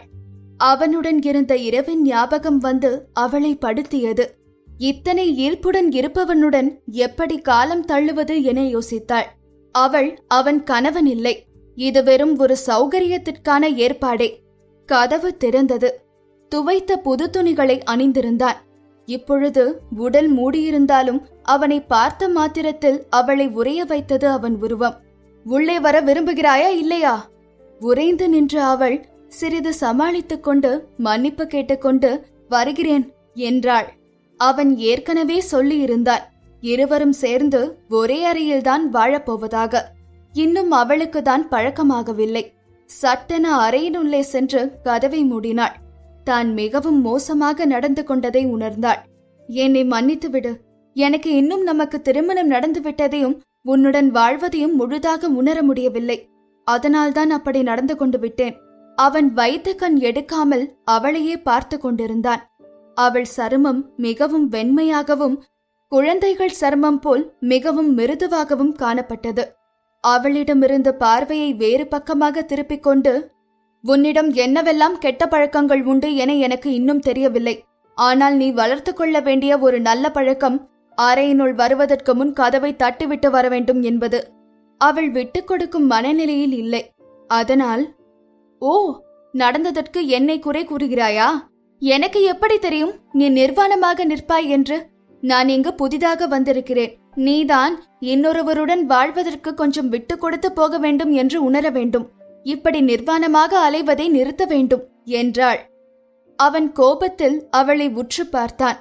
எப்படி இந்த பெண் நியாயமில்லாமல் பேசுகிறாள் என வியந்தான். மாதவி சண்டை போட நினைக்கவில்லை. ஆனால் அவன்தான் ஏதாவது கிளறிக்கொண்டே இருக்கிறான். அவள் சண்டை போட நினைக்கும் அளவுக்கு. அவனுடன் பழக இன்னும் அவளுக்கு பழக்கமாகவில்லை. அவனுக்கும் இவளுடன் பேசுவதில் பிரயோஜனமே இல்லை என தோன்ற போர்வையை எடுத்துக்கொண்டு சோபாவில் படுக்க போனான். அதற்குள் அவள், நான் சோபாவில் படுத்துக்கொள்கிறேன் என்றாள். அதற்கு அவசியமில்லை, நானே சோபாவில் படுத்துக்கொள்கிறேன், நீ படுக்கையில் படு என சொல்லிவிட்டு அவன் தன் போர்வையை சோபாவின் மீது விசிறினான். மாதவியால் எங்கு வேண்டுமானாலும் படுத்துறங்க முடியும். ஆனால் இத்தனை பணக்காரனான சூர்யாவுக்கு இந்த அசௌகரியங்கள் கஷ்டமாக இருக்கும் என நினைத்த அவள், பரவாயில்லை, சோபாவில் படுத்து எனக்கு பழக்கம் உண்டு. மேலும் உன் உயரத்திற்கு அது மிகவும் அசௌகரியமாக இருக்கும் என கூறிக்கொண்டே அவனை அங்கிருந்து நகர்த்தும் முயற்சியில் அவன் கையை பிடிக்க போனாள். அதற்குள் அவளை தடுக்கும் பொருட்டு அவளை அவன் தள்ள அவள் தரையில் போய் விழுந்தாள். அவளுக்கு ஆத்திரமாக வந்தது. நல்லபடியாக சுமூகமாக வாழத்தானே அவள் நினைக்கிறாள். அவன் ஏன் மறுபடியும் மறுபடியும் தன் நல்லெண்ணங்களை புரிந்து கொள்ளாமல் அவமானப்படுத்திக் கொண்டே இருக்கிறான்? அவளுக்கு மீண்டும் கோபம் மூள, சூர்யா, நான் உனக்கு உதவி புரியவே சோபாவில் படுக்கிறேன் என்றேன். அதை கூட விடு, ஏன் இப்படி நடந்து கொள்கிறாய் என கத்த, அவனும் அமைதியாய், இதெல்லாம் உன்னால் வந்தது, உன் தவறான செய்கையால் விளைந்தது. இப்பொழுது நீ எனக்கு உதவி செய்வதை பற்றி பேச எங்கே அவகாசம் உள்ளது? மிகவும் தாமதமாகிவிட்டது என்றான்.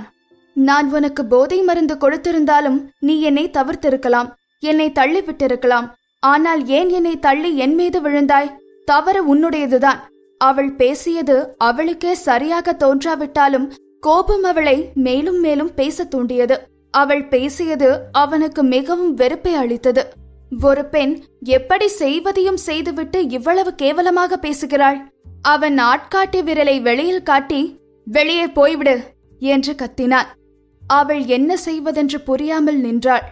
அவனிடம் இப்படி கத்தும்போது எதை நினைத்து கத்தினோம், எந்த தைரியத்தில் கத்தினோம் என்று அவளுக்குள்ளேயே நினைத்த அவளை மேலும் மேலும் அவன் அவமானப்படுத்துவதை தாங்காமல் அவனுக்கு எரிச்சலூட்டும் விதமாக நடந்து கொள்ள முடிவெடுத்தாள். அவன் பின்னால் சென்று வேண்டுமென்றே அவன் முதுகில் ஒட்டிக்கொண்டு, அங்கே எலி இருக்கிறது, எலி என்றால் எனக்கு எப்பொழுதுமே பயம் என்றாள். அவளின் மிருதுவான வாசனையுடனான உடல் அவன் பின்னே உரச அவன் தடுமாறி போனான். அவன் உடலில் சூடேறியது. ஆயினும் உடனடியாக தன்னை விடுவித்துக் கொள்ளும் நினைப்பில் என்னை விடு என்று கத்தினான். அவளை தள்ளும் முயற்சியில் பின்பக்கமாக அவன் கைகள் போக அவனுக்குள் வெப்பம் கிளர்ந்தெழுந்தது. மாதவி 5 அடி 6 அங்குலம் உயரம் இருந்தாலும் சூர்யாவின் 6 அடிக்கருகில் அவள் உருவம் சிறியதாக இருந்தது. மேலும் அவளின் வழவழப்பான சருமமும் மென்மையான உடலும் அவன் முதுகில் ஒரு மெல்லிய நாகம் போல் ஒட்டி கொண்டிருந்தது.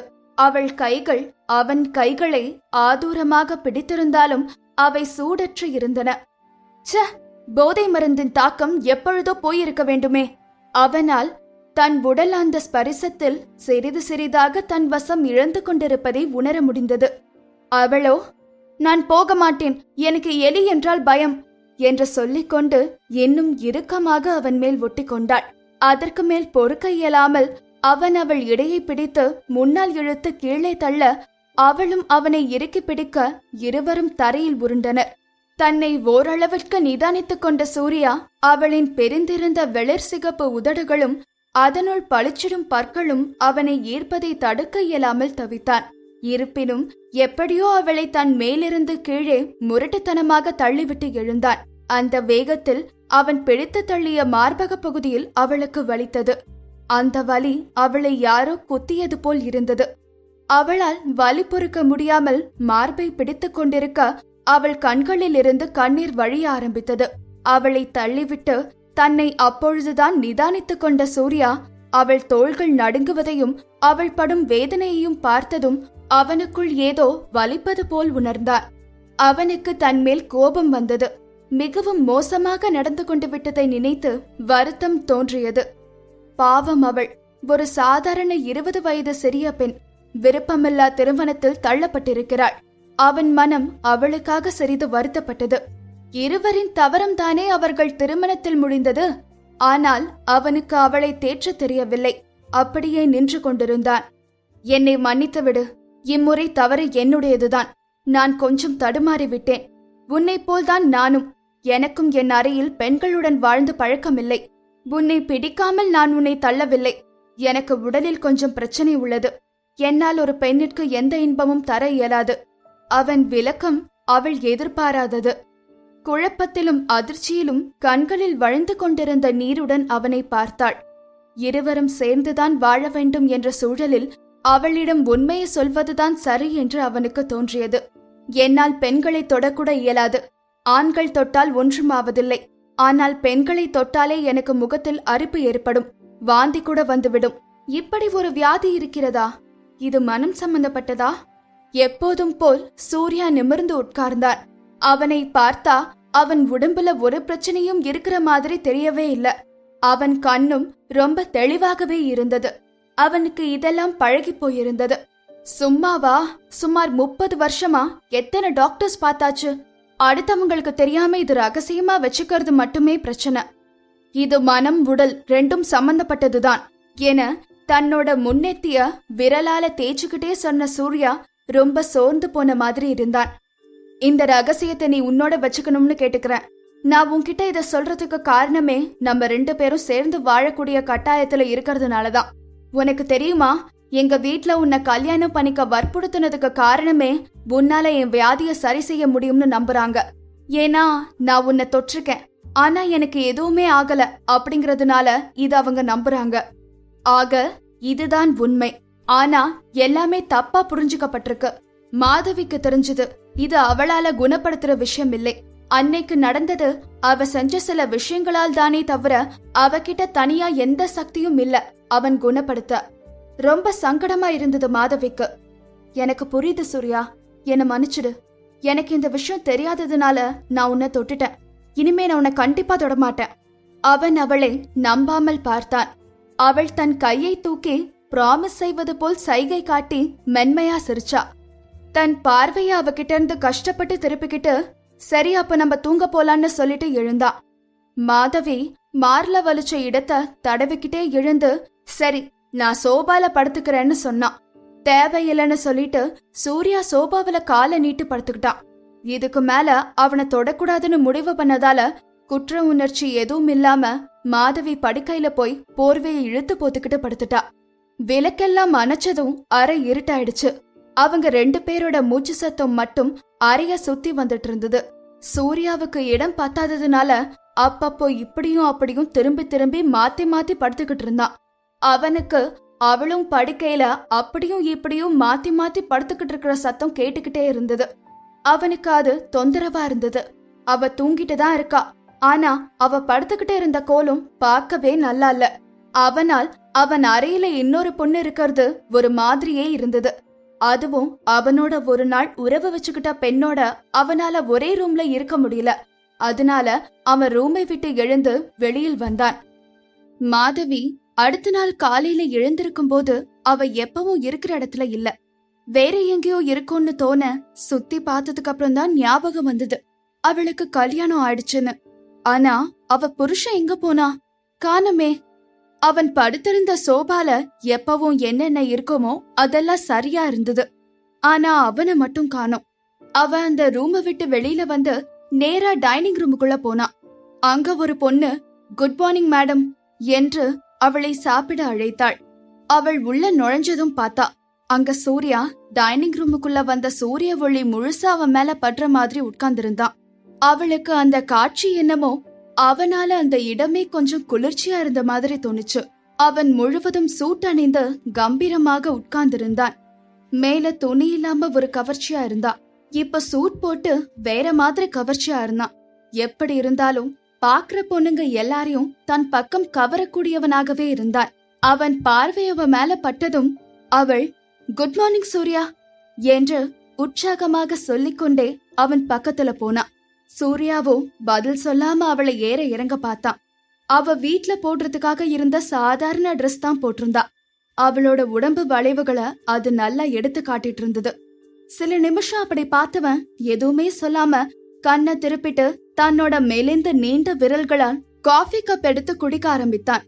மாதவிக்கு எரிச்சலா வந்தது. எப்படி இப்படி நடந்துக்க முடியுதுன்னு. சாப்பிட்டு முடிக்கிற வரைக்கும் யாரும் யார்கிட்டயும் பேசல. சாப்பிட்டு முடிச்சு கிளம்பும் போது அவளுக்கு உணவு பரிமாறின பெண்மணி அவ பக்கத்துல வந்து அவ முகம் சரியில்லாதத பார்த்து, மேடம் சார் கெட்டவர் இல்ல, ஆனா இரவுல சரியா தூக்கம் இல்லன்னா காலை வேலையில இப்படிதான் சிடு சிடுன்னு இருப்பாரு. சார் சரியா தூங்கலையா நேத்து இரவு?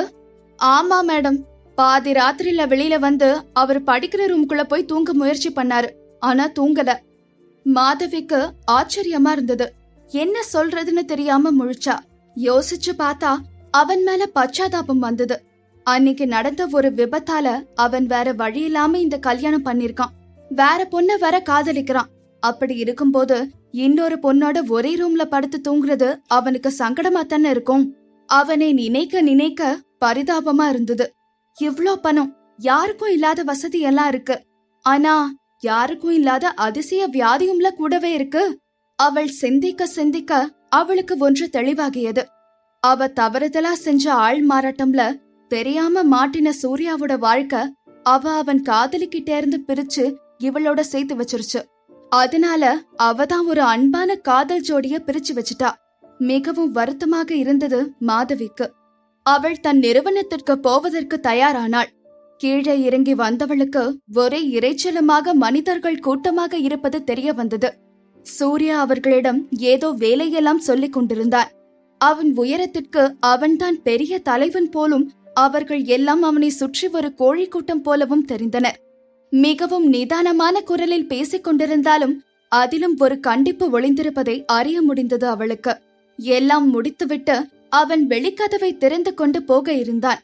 அவன் புறப்படுவதை பார்த்ததும் அவன் பின்னாலேயே அவள் ஓடினாள். கொஞ்ச நில்லு, நானும் வரேன் என்று கத்திக்கொண்டே. அவள் குரலை கேட்டதும் திரும்பி அவளை வினோதமாக பார்த்தவன் புருவம் சுருங்கியது. மிகவும் கவர்ச்சியாக ஒரு உடை அணிந்திருந்தாள் அவள். அவள் இடுப்பை பிடித்துக் கொண்டிருந்த அந்த ஆடை அவள் உடலின் நெளிவு சுளிவுகளை படம் போட்டு காட்டிக் கொண்டிருந்தன. ஆனால் அவள் ஏதோ பைத்தியக்காரி போல் ஓடி வந்தாள். அவளின் உருவமும் அவளின் கருமையான கூந்தல் அவள் வெண்மையான தோளில் படர்ந்திருந்ததும் அவளை மிகவும் அழகாக காட்டியதை கவனித்தான். பிறகு தன் கண்களை தவிர்த்து மேலே நடக்க ஆரம்பித்தான். நான் உன்னோட வரேன், வேலைக்கு போகணும். அவன் அவளை திரும்பி கூட பார்க்காம, உன்னை கூட்டிக்கிட்டு போக யாரையாவது அனுப்புறேன். இல்ல, என்ன பஸ் ஸ்டாப்ல விட்டா கூட போதும், எனக்காக ஒரு கார் அவசியம் இல்ல. அவன் முகம் கருத்தது. எங்க குடும்பம் அத்தனை ஏழ்மையில இல்ல, அவங்க வீட்டு பொண்ணு பஸ்ல போற அளவுக்கு. சிறிது யோசித்து விட்டு, சரி ஏறு என்றான் கார் கதவை திறந்து வைத்து. அவள் கார்ல ஏறி உட்கார்ந்தா. நேற்று வந்த கார் இல்ல இது, இது வேற கார். இன்னும் பெரிதாக தாராளமாக இருந்தது. கார் சீட் எல்லாம் விலை அதிகமான தோல்ல இருந்தது. உள்ள ஒரு நல்ல வாசனையும் வந்துட்டு இருந்தது. ஏறி உட்கார்ந்தவன் கண்ணுல அவளோட செருப்பு கார் உள்ள அழுக்காகி இருந்தது பட்டுது. ஏன் உன் ஷூல இவ்ளோ அழுக்கு? கீழே பார்த்து அந்த அழுக்க பார்த்ததும் அவளுக்கு ஒரு மாதிரி ஆகிவிட்டது. என்கிட்ட ஷூஸ் இல்ல அப்படின்னு சொன்னான். ஏன் இப்படி பாக்குற? நான் வேணும்னு அழுக்கு பண்ண, என்கிட்ட வர ஷூ இல்ல. அவளோட துணியும் ரொம்ப சாதாரணமா இருந்தது. அதுவும் நேத்து போட்டிருந்த துணியையே போட்டிருந்தா. போற வழியில உனக்கு ட்ரெஸ்ஸும் ஷூவும் வாங்கிட்டு போகலாம். எதுக்கு? நான் அவசரத்துல ஒன்னும் எடுத்துட்டு வராம வந்துட்டேன். நேரம் கிடைக்கும் போது வீட்டுக்கு போய் எடுத்துட்டு வந்துடுறேன். அவன் அவள் பேசியதை காதிலேயே போட்டுக்கொள்ளாமல் டிரைவர் கிட்ட மேடம்க்கு ட்ரெஸ் வாங்கணும், வழியில கடையில நிறுத்துன்னு சொன்னான்.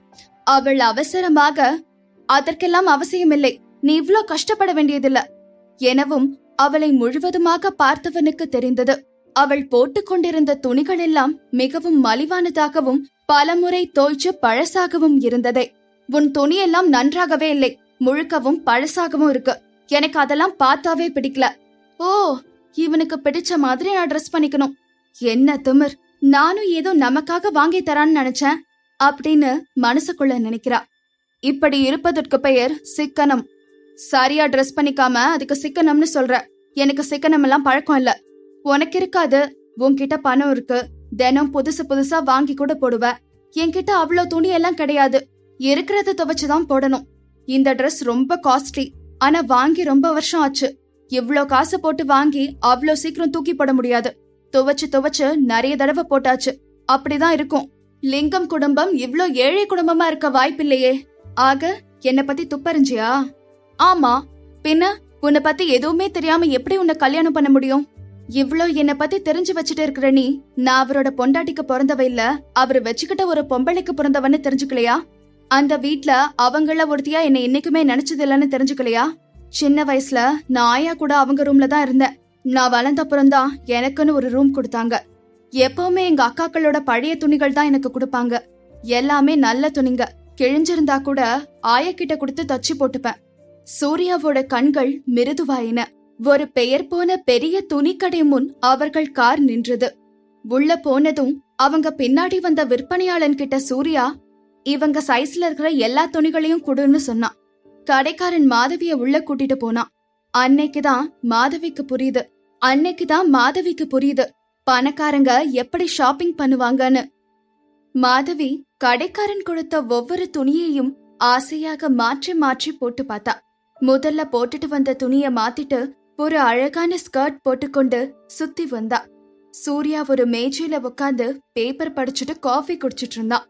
தனக்கு எதுவும் வேண்டான்னு ஆரம்பத்துல சொன்னாலும் உள்ள வந்து விதவிதமான துணிகளை பார்த்ததும் சின்ன குழந்தை மாதிரி கண்ணு விரிய அங்கேயும் இங்கேயும் சுத்தி பல துணிகளை போட்டு பார்த்தா.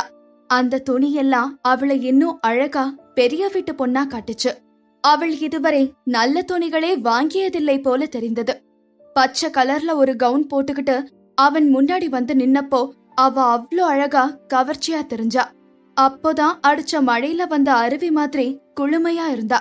அவளுக்கு துணி எடுத்து கொடுத்த கடைக்காரர், உங்களுக்கு இது ரொம்ப அழகா இருக்குமா என்றார். மாதவிக்கு சங்கடமாக இருந்தது. சூர்யாவுக்கு முன் அவர் இப்படி சொன்னது. சூர்யாவுக்கு அவள் அழகாக இருந்ததாகவே தோன்றியது. எப்பொழுதும் அநாகரிகமாக தோன்றும் அவள் உருவம் இப்பொழுது மிகவும் நேர்த்தியாகவும் கவர்ச்சியாகவும் தெரிந்தது. அவளை மீண்டும் மீண்டும் பார்ப்பதை அவனால் தவிர்க்க முடியவில்லை. ஆனாலும் அவள் அவன் பக்கம் திரும்பும் போதெல்லாம் பார்க்காதது போல் முகத்தை வேறுபுறம் திருப்பிக் கொண்டாள். சூர்யா கடைக்காரரை கூப்பிட்டு அவளுக்கு பொருந்திய அத்தனை துணிகளையும் பேக் செய்து பில் போட்டு தன் வீட்டிற்கு அனுப்பி வைக்குமாறு சொல்கிறான். மாதவி அசந்து போய் நிற்கிறாள். இவன் இத்தனை பணக்காரனா? இத்தனை பில்லிங் ஆனதில் சந்தோஷமான கடைக்காரர் அவர்களை கார் வரை கொண்டு வந்து மாதவி காரில் ஏறுவதை பொறுமையுடன் பார்த்துவிட்டு உள்ளே செல்கிறார். அவர்களை கார் வரை கொண்டு வந்து விட்டு மாதவி காரில் ஏறுவதை பொறாமையுடன் பார்த்துவிட்டு உள்ளே செல்கிறார். அவளை அவள் கம்பெனியில் இறக்கிவிட்டதும் அவனிடம் நன்றி சொல்லிவிட்டு இறங்கி போகிறாள். ராதி அவளை ஆடிஷன் நடந்து கொண்டிருக்கும் ஒரு 7 நட்சத்திர ஹோட்டலின் ஹாலுக்கு அழைத்து போகிறாள். இன்னைக்கு உனக்கு சூட் ஆகிற மாதிரி நல்ல ரோல் இருக்கு, கொஞ்சம் கவனத்தோட செய். நேத்து மாதிரி பாதியில ஓடிடாத. நீ என்னதான் நினைச்சிட்டு இருக்க? லீனான்னு நினைப்பா? அவ ஒரு முன்னணி மாடல். அவ கூட உன்ன மாதிரி செய்ய மாட்டா. வேலையில முன்னுக்கு வரணும்னு நினைச்சா ஒழுங்கா இரு, இல்லனா வேற வேலை பாரு. மாதவி மனதிற்குள் நினைத்துக் கொள்கிறாள். லீனா முன்னுக்கு வர அவளுக்கு லிங்கம் குடும்பத்தின் பணபலம் இருந்தது. மேலும் மாதவியின் முன்னேற்றத்தை ஒவ்வொரு இடத்திலும் அவள் பெரியம்மா தடுக்க எல்லா வேலையும் செய்தாள். இவளுக்கு வந்த ரோல் எல்லாவற்றையும் பறித்து லீனாவிடம் கொடுத்தாள். இத்தனைக்கும் மாதவி பின்வாங்க தயாராக இல்லை. தன் திறமையை யாரையும் முடக்க விடுவதாக இல்லை அவள். இன்னைக்கு ரோல் சரியா பண்ணிடு. முதலீடு செய்யறவங்க பெரிய பணக்கார குடும்பத்தை சேர்ந்தவங்க. வாசன் குடும்பத்துக்கு எவ்வளவு செல்வாக்கு இருக்கு, எவ்வளவு பணபலம் இருக்குன்னு யாருக்குமே தெரியாது. நீ இந்த ரோலுக்கு தேராட்டாலும் உன்னை அவங்களுக்கு பிடிச்சு போச்சுன்னா உன் எதிர்காலம் நல்லா இருக்கும். மாதவிக்கு அவள் சொல்வது எதுவும் காதில் விழவில்லை. லீனாவும் உதயனும் சேர்ந்து அவள் பக்கமாக வந்து கொண்டிருந்தார்கள். அவள் இளவரசி போல நளினமாகவும் உதயன் உயரமாக கம்பீரமாக தெரிந்தான். இருவருக்குமான ஜோடி பொருத்தம் அங்கு இருக்கும் அத்தனை மனிதர்களையும் கவர்ந்து அவர்களை காண வைத்தது. எல்லோரும் அவர்களை பற்றி தங்களுக்குள் பேசிக் கொண்டார்கள். அது லீனாவின் கணவனாக போகிறவன். பெரிய பணக்கார வீட்டு மகனாம். ரொம்ப அழகா இருக்கான்ல. லீனா கொடுத்து வைத்தவள். மாதவி அவர்கள் கண்ணில் படாமல் நகர முயற்சி செய்த போது உதயனின் குரல் கேட்டது. மாதவி, இங்கே நீ என்ன செய்கிறாய்? அவள் தயங்கி தயங்கி திரும்பி பார்க்கவும் லீனா அவளை வெறுப்புடன் பார்த்து கொண்டிருக்க இருவரும் அவளை நோக்கி வந்தனர். நான் ஒரு ஆடிஷனுக்கு வந்தேன். உதயன் அவள் ஆடைகளை பார்த்தான். எப்பொழுதும் போல் இல்லாமல் அவள் அழகாக உடுத்தியிருப்பதை பார்த்தான். இத்தனை நாட்கள் போல் இல்லாமல் கொஞ்சம் பெண்மையின் மென்மையும் அவளிடம் வந்திருப்பதாக தோன்றியது. நீ எங்க போன? உன் வீட்ல எல்லாரும் உன்னை காணோன்னு தேடிட்டு இருக்காங்க. அவனுக்கு அவர்கள் வீட்டில் நடப்பது எதுவுமே சரியாக தெரியாது. ஹேமா எப்பொழுதும் மாதவியை நன்றி கெட்டவள் என்று திட்டிக் கொண்டிருப்பது மட்டுமே அவனுக்கு தெரியும். அதற்கான காரணம் கூட தெரியாது. மாதவி லீனாவை ஒரு பார்வை பார்த்துவிட்டு, நான் நன்றாக இருக்கிறேன், நான் ஒரு தோழியுடன் இருக்கிறேன், இனிமேல் அந்த வீட்டிற்கு நான் திரும்பி வரமாட்டேன் என்கிறாள். லீனா உதயனிடம், அவளுக்கு தெரியாது அம்மா எவ்வளவு கவலையுடன் இருக்கிறார்கள் என்று. இரவு முழுவதும் அவர்கள் தூங்க கூட இல்லை. இவளை பார், கொஞ்சம் கூட கவலை இல்லாமல். மாதவி தொண்டையை செருமினாள். ஆமாம், அவள் பெரியம்மா கோபத்தில் இருப்பாள். அவளை அந்த குடும்பத்திற்கு விற்க முடியாமல் போய்விட்டதே என்று. அதற்கு மேல் லீனாவின் நடிப்பை சகிக்க முடியாதவளாக, எனக்கு இன்னும் ஆடிஷன் இருக்கிறது, நீங்கள் வந்த வேலையை பாருங்கள் என்றாள். உதயனை ஏக்கமாக ஒரு பார்வை பார்த்தாள். அந்த நேரம் பார்த்து பின்னாலிருந்து ஆரவாரம் எழுந்தது. திரும்பி பார்த்தால் அவன் ஆட்கள் சுற்றிலும் வர கருப்பு நிற சூட் அணிந்து கம்பீரமாக சூர்யா வந்து கொண்டிருந்தான். அவனை அங்கு பார்த்ததும் மாதவிக்கு ஒன்றுமே புரியவில்லை. கனவு காண்கின்றோமா என்று கூட நினைத்தாள். லீனா அப்படியே உறைந்து போய் தன்னை தாண்டி தன்னை திரும்பி கூட பார்க்காமல், யாரும் எனக்கு ஒரு பொருட்டல்ல என்று நடந்து போகும் ராஜா புல் போகிறவனை வைத்த கண் வாங்காமல் பார்த்து கொண்டிருந்தாள். அவள் உதயனிடம், யாரவன்? மிகவும் தெரிந்த முகம் போல் உள்ளது என்று தன் ஆவலை கட்டுப்படுத்த முடியாமல் கேட்டாள். இன்னொரு பக்கம் மாதவிக்கு அப்படியே பூமிக்கு அடியில் மறைந்துவிட வேண்டும் போல் இருந்தது. அவன் அவளை பார்த்து விட்டான். ஆனால் அதற்குள் லீனாவில் தனிந்த குரல் இவளை திடுக்கிட செய்தது. அவன் என்னையா பார்த்தான்? அவளால் அங்கு நிற்க முடியாமல் அந்த கூட்டத்திலிருந்து ஓடுகிறாள். திடீரென அவள் பின்னாலிருந்து லீனாவின் குரல் கேட்கிறது. ஒழுங்காக வீட்டுக்கு போய்விடு.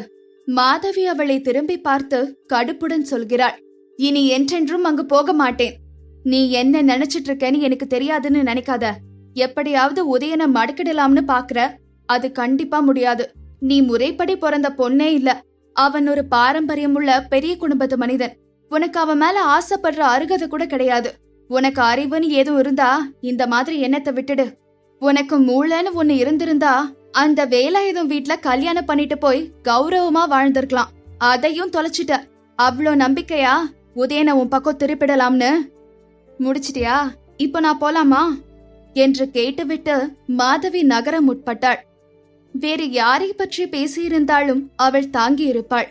உதயனை பற்றி பேசியது அவளை மிகவும் துன்புறுத்தியது. ஆனால் அவளை நகர விடாமல் லீனா அவள் கையை பிடித்து இழுத்தாள். என்னிடம் எவ்வளவு திமிராக நடந்து கொள்கிறாய்? இப்பொழுது திரும்பி என் ஷூவில் இருக்கும் தூசை நீ நக்கினால் இந்த ரோல் உனக்கு கிடைக்குமாறு செய்வேன். என்னை பகைத்து கொண்டால் எந்த நல்ல கம்பெனி ரோலும் உனக்கு கிடைக்காமல் செய்வேன். பார்க்கிறாயா? லீனாவின் வார்த்தைகளில் அதிர்ந்து போய் மாதவி, நீ யாரென்று நினைத்து கொண்டிருக்கிறாய்?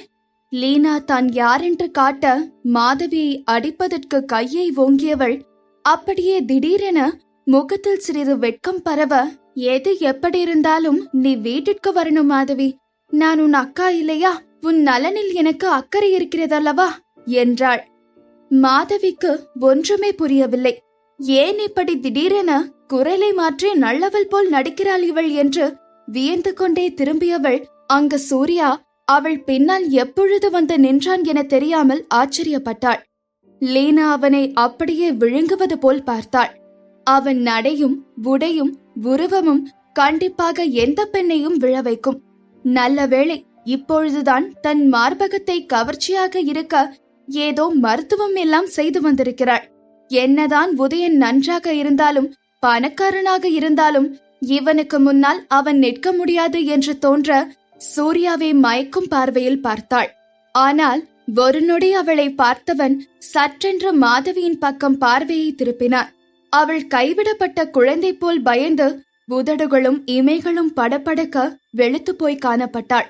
காலையில் பார்த்த பெண்ணா இவள் என அவனுக்கு தோன்றியது. கண்களில் எந்த உணர்வையும் காட்டாமல் அவளை பார்த்து, உனக்கு எதுவும் சரியில்லையா? எதுவும் பிரச்சனையா என்று கேட்டான். அவள் அவனை பார்த்து நடுங்கிக் கொண்டே, இல்லை, ஒன்றுமில்லை என்றாள். என்னுடன் வா என்றவன் லீனாவை திரும்பி கூட பார்க்காமல் வேகமாக நடக்க ஆரம்பித்தார். மாதவி ஒரு நிமிடம் உறைந்து போய் நின்றாள். கருத்து போன லீனாவின் முகத்தை பார்த்தாள். அதற்குள் சூர்யாவின் ஆள் ஒருவன் மாதவியை வருமாறு சைகை காட்ட அவள் வேறு வழியில்லாமல் சூர்யாவின் பின்னே ஓடினாள். லீனாவிற்கு ஒன்றுமே புரியவில்லை. மாதவிக்கு அவனை தெரியுமா? இது எப்படி? அவளை போல் ஒரு சாதாரண ஊர் பேர் தெரியாத மாடலுக்கு இத்தனை பெரிய மனிதனை எப்படி தெரிந்திருக்க முடியும்? யாராக இருப்பான் இவன்? அவன் போட்டுக்கொண்டிருக்கும் இத்தாலி சூட் ஒரு பெரிய டிசைனருடையது. விலை எக்கச்சக்கமாக இருக்கும். யாராலும் அவ்வளவு சுலபமாக வாங்க முடியாது. உதயன் தன் நிச்சயதார்த்தத்திற்கு வாங்க நினைத்து முன்பே சொல்லி வைக்காததால் வாங்க முடியாமல் போனது. சூர்யாவின் பின்னே ஓடிக்கொண்டிருக்கும் மாதவியை அவள் பொறாமையுடன் பார்த்தாள். அவர்கள் கேட்டின் அருகில் சென்று கொண்டிருந்தனர். உன் உதவிக்கு நன்றி என்றாள் சூர்யாவிடம் மாதவி. அவளை பக்கவாட்டில் பார்த்து, நீ இங்கே என்ன செய்து கொண்டிருக்கிறாய் என்றான். நான் ஒரு கம்பெனியின் ஆடிஷனுக்காக டைரக்டரை பார்க்க வந்தேன். அவளை ஏற இறங்க பார்த்தான். அந்த பச்சை கவுனில் மிகவும் கவர்ந்தாள் அவள். கண்களை தாழ்த்தி கொண்டு, சரி, ஆடிஷன் முடிஞ்சதும் சொல்லு, நான் இங்கதான் இருப்பேன். நான் உன்னை கூட்டிக்கிட்டு போறேன். சரி, ஆனால் நீ ஏன் இங்க வந்தாய்? இந்த ஹோட்டல் எங்கள் குடும்பத்தை சேர்ந்தது. ஓ, இத்தனை பெரிய ஹோட்டல் உங்கள் சொந்தமா என்று மனதில் ஆச்சரியப்பட்டு கொண்டே அவள் அவனிடம் விடை பெற்றுக் கொண்டு அவள் வேலையை பார்க்க போனாள். அவள் அங்கிருந்து நகர்ந்த பிறகு தன் ஆளை கேட்கிறான் சூர்யா. மேடம் ஆடிஷனுக்கு வந்திருக்கிறார்களாம். ஆமாம் சார், இந்த ஹோட்டல் விளம்பரத்திற்காக உங்கள் குடும்பம் எடுக்கும் விளம்பர படம் தான். உங்கள் இரண்டாவது தம்பிதான் முக்கியமான ரோல் இதில். சூர்யா சிறிது யோசித்துவிட்டு, போய் வேண்டிய ஏற்பாடுகள் எல்லாம் செஞ்சுட்டு வா என அவனை அனுப்புகிறான். உள்ளே நுழைந்த மாதவி மிகவும் கஷ்டப்பட்டு கூட்டத்தில் நெருக்கி அடித்து ஒரு பாடாக டைரக்டர் அருகில் சென்று ஹலோ என்றாள். அவர் நீங்க என்று கேட்டதும், நான் ஒரு மாடல் என தொடங்க, நீங்கள் என் உதவியாளரை தான் பார்க்கணும், எனக்கு இதற்கெல்லாம் நேரமில்லை என்றார். அவளுக்கு முன்பே தெரியும் இப்படித்தான் இவர்கள் நடந்து கொள்வார்கள் என. உதவியாளர் வேறு எதுவும் காரணம் சொல்வார். இந்த மாடல் தொழிலில் கொஞ்சம் எருமை மாட்டு தோலுடன் தான் இருக்க வேண்டும். அவள் விடாமல், நான் எனக்கு ரோல் கேட்டு வரவில்லை. உங்கள் படங்கள் எல்லாமே மிகவும் நன்றாக இருக்கும். நீங்கள் செய்தால் கண்டிப்பாக அந்த பொருள் நன்றாக விற்கும் என்பது எல்லோருக்கும் தெரியும். உன்னை போல் நான் தினமும் 1000 பேரை பார்க்கிறேன். என் நேரத்தை வீணடிக்காதே என்று சொல்லிவிட்டு அவர் நகர, அவள் என்ன செய்வது என்று யோசித்துக் கொண்டிருக்கும் போது ஒரு தயாரிப்பாளர் புன்சிரிப்புடன் அவள் அருகில் வந்து, நீங்கள் தானே மாதவி என்றார். தர்மன் சார், உங்களுக்கு என் பெயர் கூட தெரியுமா? எப்படி சார்? உன் படம் சிலது பார்த்திருக்கேன். நல்லா செய்ற. ஆனா உன்னை யாரும் சரியா கவனிக்கல. உனக்கு ரோல் வேணுமா என்றார். எனக்கு ஆடிஷன் சான்ஸ் கிடைச்சா கூட போதும் சார். நான் டைரக்டர் கிட்ட பேசுறேன். இன்னும் 2-3 நாள்ல உனக்கு ஒரு ரோல் வாங்கி தரேன். நீ போயிட்டு அப்புறமா வா. ரொம்ப நன்றி சார். அவளை ஒரு மாதிரியாக பார்த்துவிட்டு, நல்லா உழைச்சா நல்லா முன்னுக்கு வருவ அப்படின்னு சொல்லிவிட்டு போகிறார். அதன் பிறகு அவள் சூர்யாவை தேடி போகிறாள். அவன் ஹோட்டல் வரவேற்பறையில் உட்கார்ந்து கொண்டு ஏதோ ஆபீஸ் பேப்பர்களை படித்துக் கொண்டிருந்தார். அவள் வந்ததும் அவள் முகத்தில் கொஞ்சம் சிரிப்பை எதிர்பார்த்து அவளை பார்த்தான். அவளோ சந்தோஷத்தில் திளைத்து கண்களின் ஓரம் கோடு கிழித்தாற்போல் மின்னியது. என்ன நடந்தது? இவ்வளவு சந்தோஷமா இருக்க? ஆமாம், ஒரு தயாரிப்பாளர் எனக்கு டைரக்டரிடம் சொல்லி கண்டிப்பாக ரோல் வாங்கி தருவதாக சொல்லியிருக்கிறார். நானும் கவனிக்கப்பட்டிருக்கிறேன். அவருக்கு என் பெயர் கூட தெரிந்திருந்தது.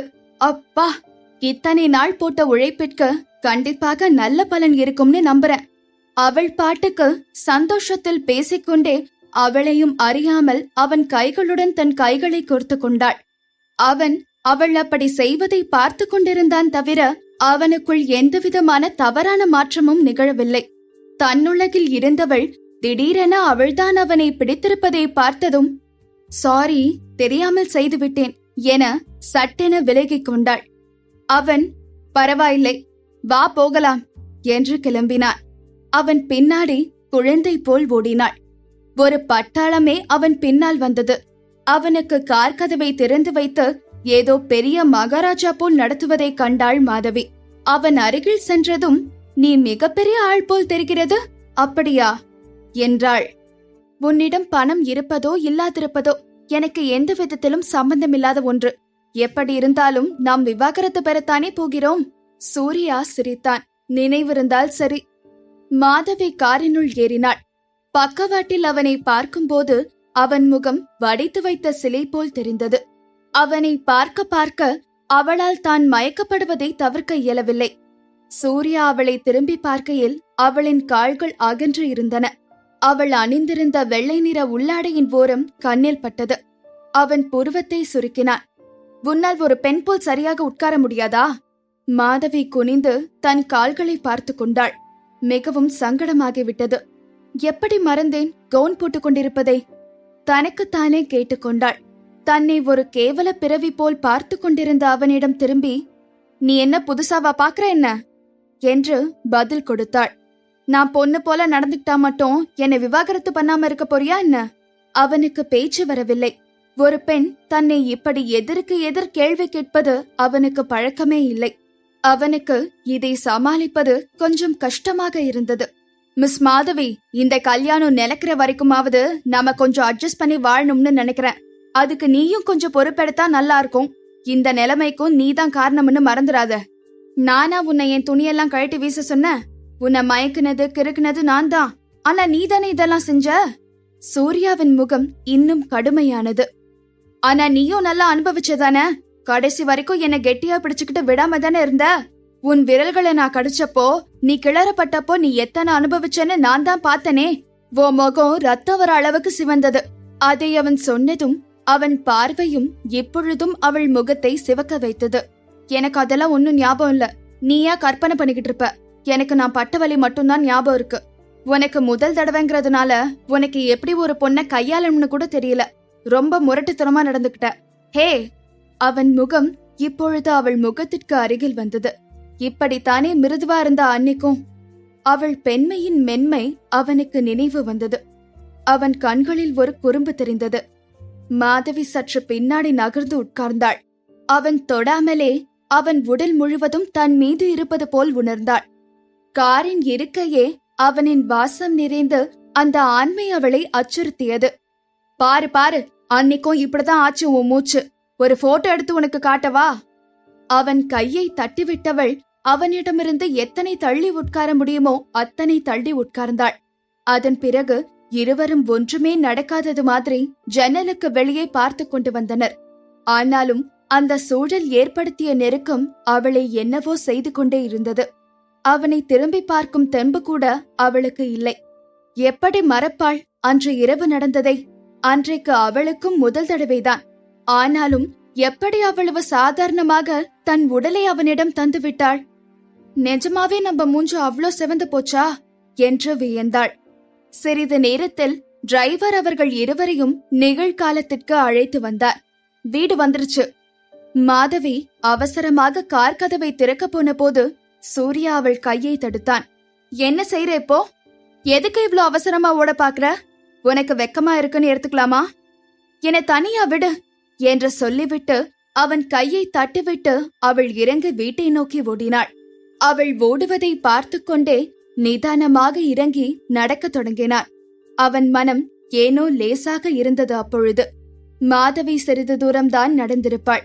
அவர்கள் வீட்டு வாயிலில் ஒரு பெண் நிற்பதை பார்த்தாள். நேர்த்தியாக உடுத்துக்கொண்டு அழகாக செல்வ செழிப்பு பறைசாற்றிய உடலுடன் இருந்தாள்.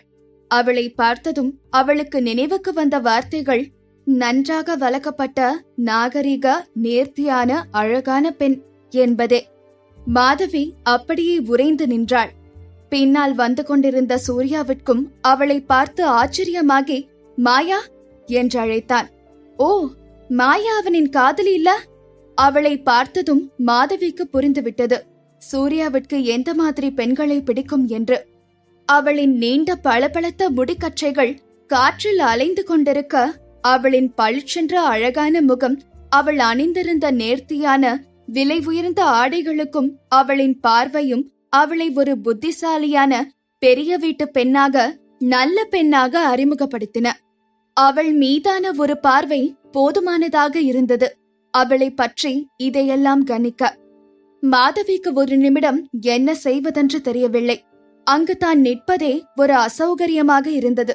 அவர்களுக்கு முன்னால் தான் மிகவும் தாழ்ந்தவள் போன்று உணர்ந்தாள். மாயாவின் அருகில் சூர்யா நிற்க அவர்களின் ஜோடி பொருத்தம் பிரமாதமாக இருந்தது. கண்டிப்பாக அவனுக்கு பொருத்தமானவள் தான் இல்லை, மாயாதான் என தோன்றியது. அவர்கள் இருவரையும் சேர்த்து பார்ப்பவர்களுக்கு கண்டிப்பாக ஒரு பொறாமை கூட தோன்றும். மாயா மாதவியை பார்த்ததும் அவள் கண்களில் கோபம் பளிச்சென மின்னியது. அதே கோபத்துடன் சில நிமிடங்கள் அவளை பார்த்து கொண்டிருந்தவள் சூர்யாவின் பக்கம் பார்வையை திருப்பினாள். அந்த நேரத்தை பயன்படுத்திக் கொண்டு மாதவி சூர்யாவை பார்த்து, என் துணியெல்லாம் துவைக்காமையே இருக்கு, நான் துவைக்க போறேன் என்று சொல்லி அங்கிருந்து நகர்ந்தாள். சூர்யா அவள் சங்கடத்துடன் ஓடுவதை பார்த்து கொண்டிருந்து விட்டு மாயாவின் பக்கம் திரும்பினான். எந்த மாதிரி ஒரு பொண்ண வீட்டுக்கு கூட்டிட்டு வந்திருக்க என்று ஏளனமாக கேட்டாள். நான் உனக்கு அனுப்பின இமெயில் பாத்தியா? இதெல்லாம் என் கை மீறி அவசரமா நடந்துருச்சு. இன்னைக்கு நிலைமை இதுதான். உனக்கு என் மேல கோபம் இருக்கும், உன்னை கஷ்டப்படுத்திட்டேன்னு எனக்கு தெரியுது. ஆனா நான் வேணும்னு பண்ணல. இந்த கல்யாணம் நடந்தே ஆக வேண்டிய சூழ்நிலை வந்துருச்சு, மன்னிச்சுக்க. இவளால என் உடம்பு பிரச்சனை சரியாயிடும்னு என் குடும்பத்துல உள்ளவங்க நம்புறாங்க. இந்த கல்யாணத்துக்கு ஒத்துக்கிட்டே ஆக வேண்டியதா போச்சு. இது நான் உனக்கு செஞ்ச மிகப்பெரிய துரோகம். அதுக்கு என்ன தண்டனை வேணும்னாலும் வாங்கிக்கிறேன். திட்டணுமா, அடிக்கணுமா, என்ன வெறுத்து என்னை விட்டு போகணுமா, இல்ல எந்த விதத்துல சரி கட்டணும்னாலும் சொல்லு, நான் செய்ய தயாரா இருக்கேன். நான் உனக்கு கொடுத்த வாக்க என்னால நிறைவேற்ற முடியல. எனக்கு உன்னை தண்டிக்க வேண்டாம். என்னால எப்படி உன்னை தண்டிக்க முடியும்? ஆனா நான் இனிமே என்ன பண்ணுவேன் நீ இல்லாம? அதுக்கு மட்டும் பதில் சொல்லு. நாங்க 2 பேருமே ஒருத்தருக்கு ஒருத்தர் முன்பின் தெரியாதவங்க. அவ பேரு கூட எனக்கு கல்யாணத்துக்கு முன்னால தெரியாது. வீட்டுல இருக்கிறவங்களோட கட்டாயத்துலதான் கல்யாணம் பண்ணிக்கிட்டோம்.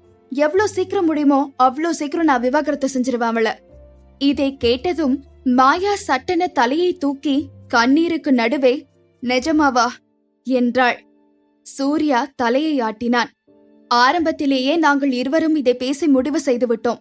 மாயாவும் சூர்யாவும் குழந்தை பருவத்திலிருந்தே ஒருவருக்கொருவர் என்று பழகியவர்கள். சூர்யாவின் இந்த பிரச்சனையால் தான் அவர்கள் இருவரும் சேர முடியாமல் போனது.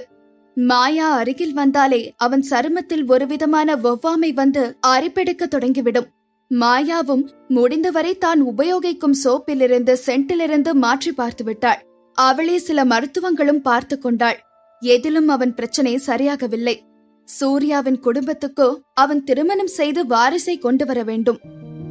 முழு கதையையும் கேட்டு மகிழ பாக்கெட் FM ஆப்பை டவுன்லோட் செய்யுங்கள்.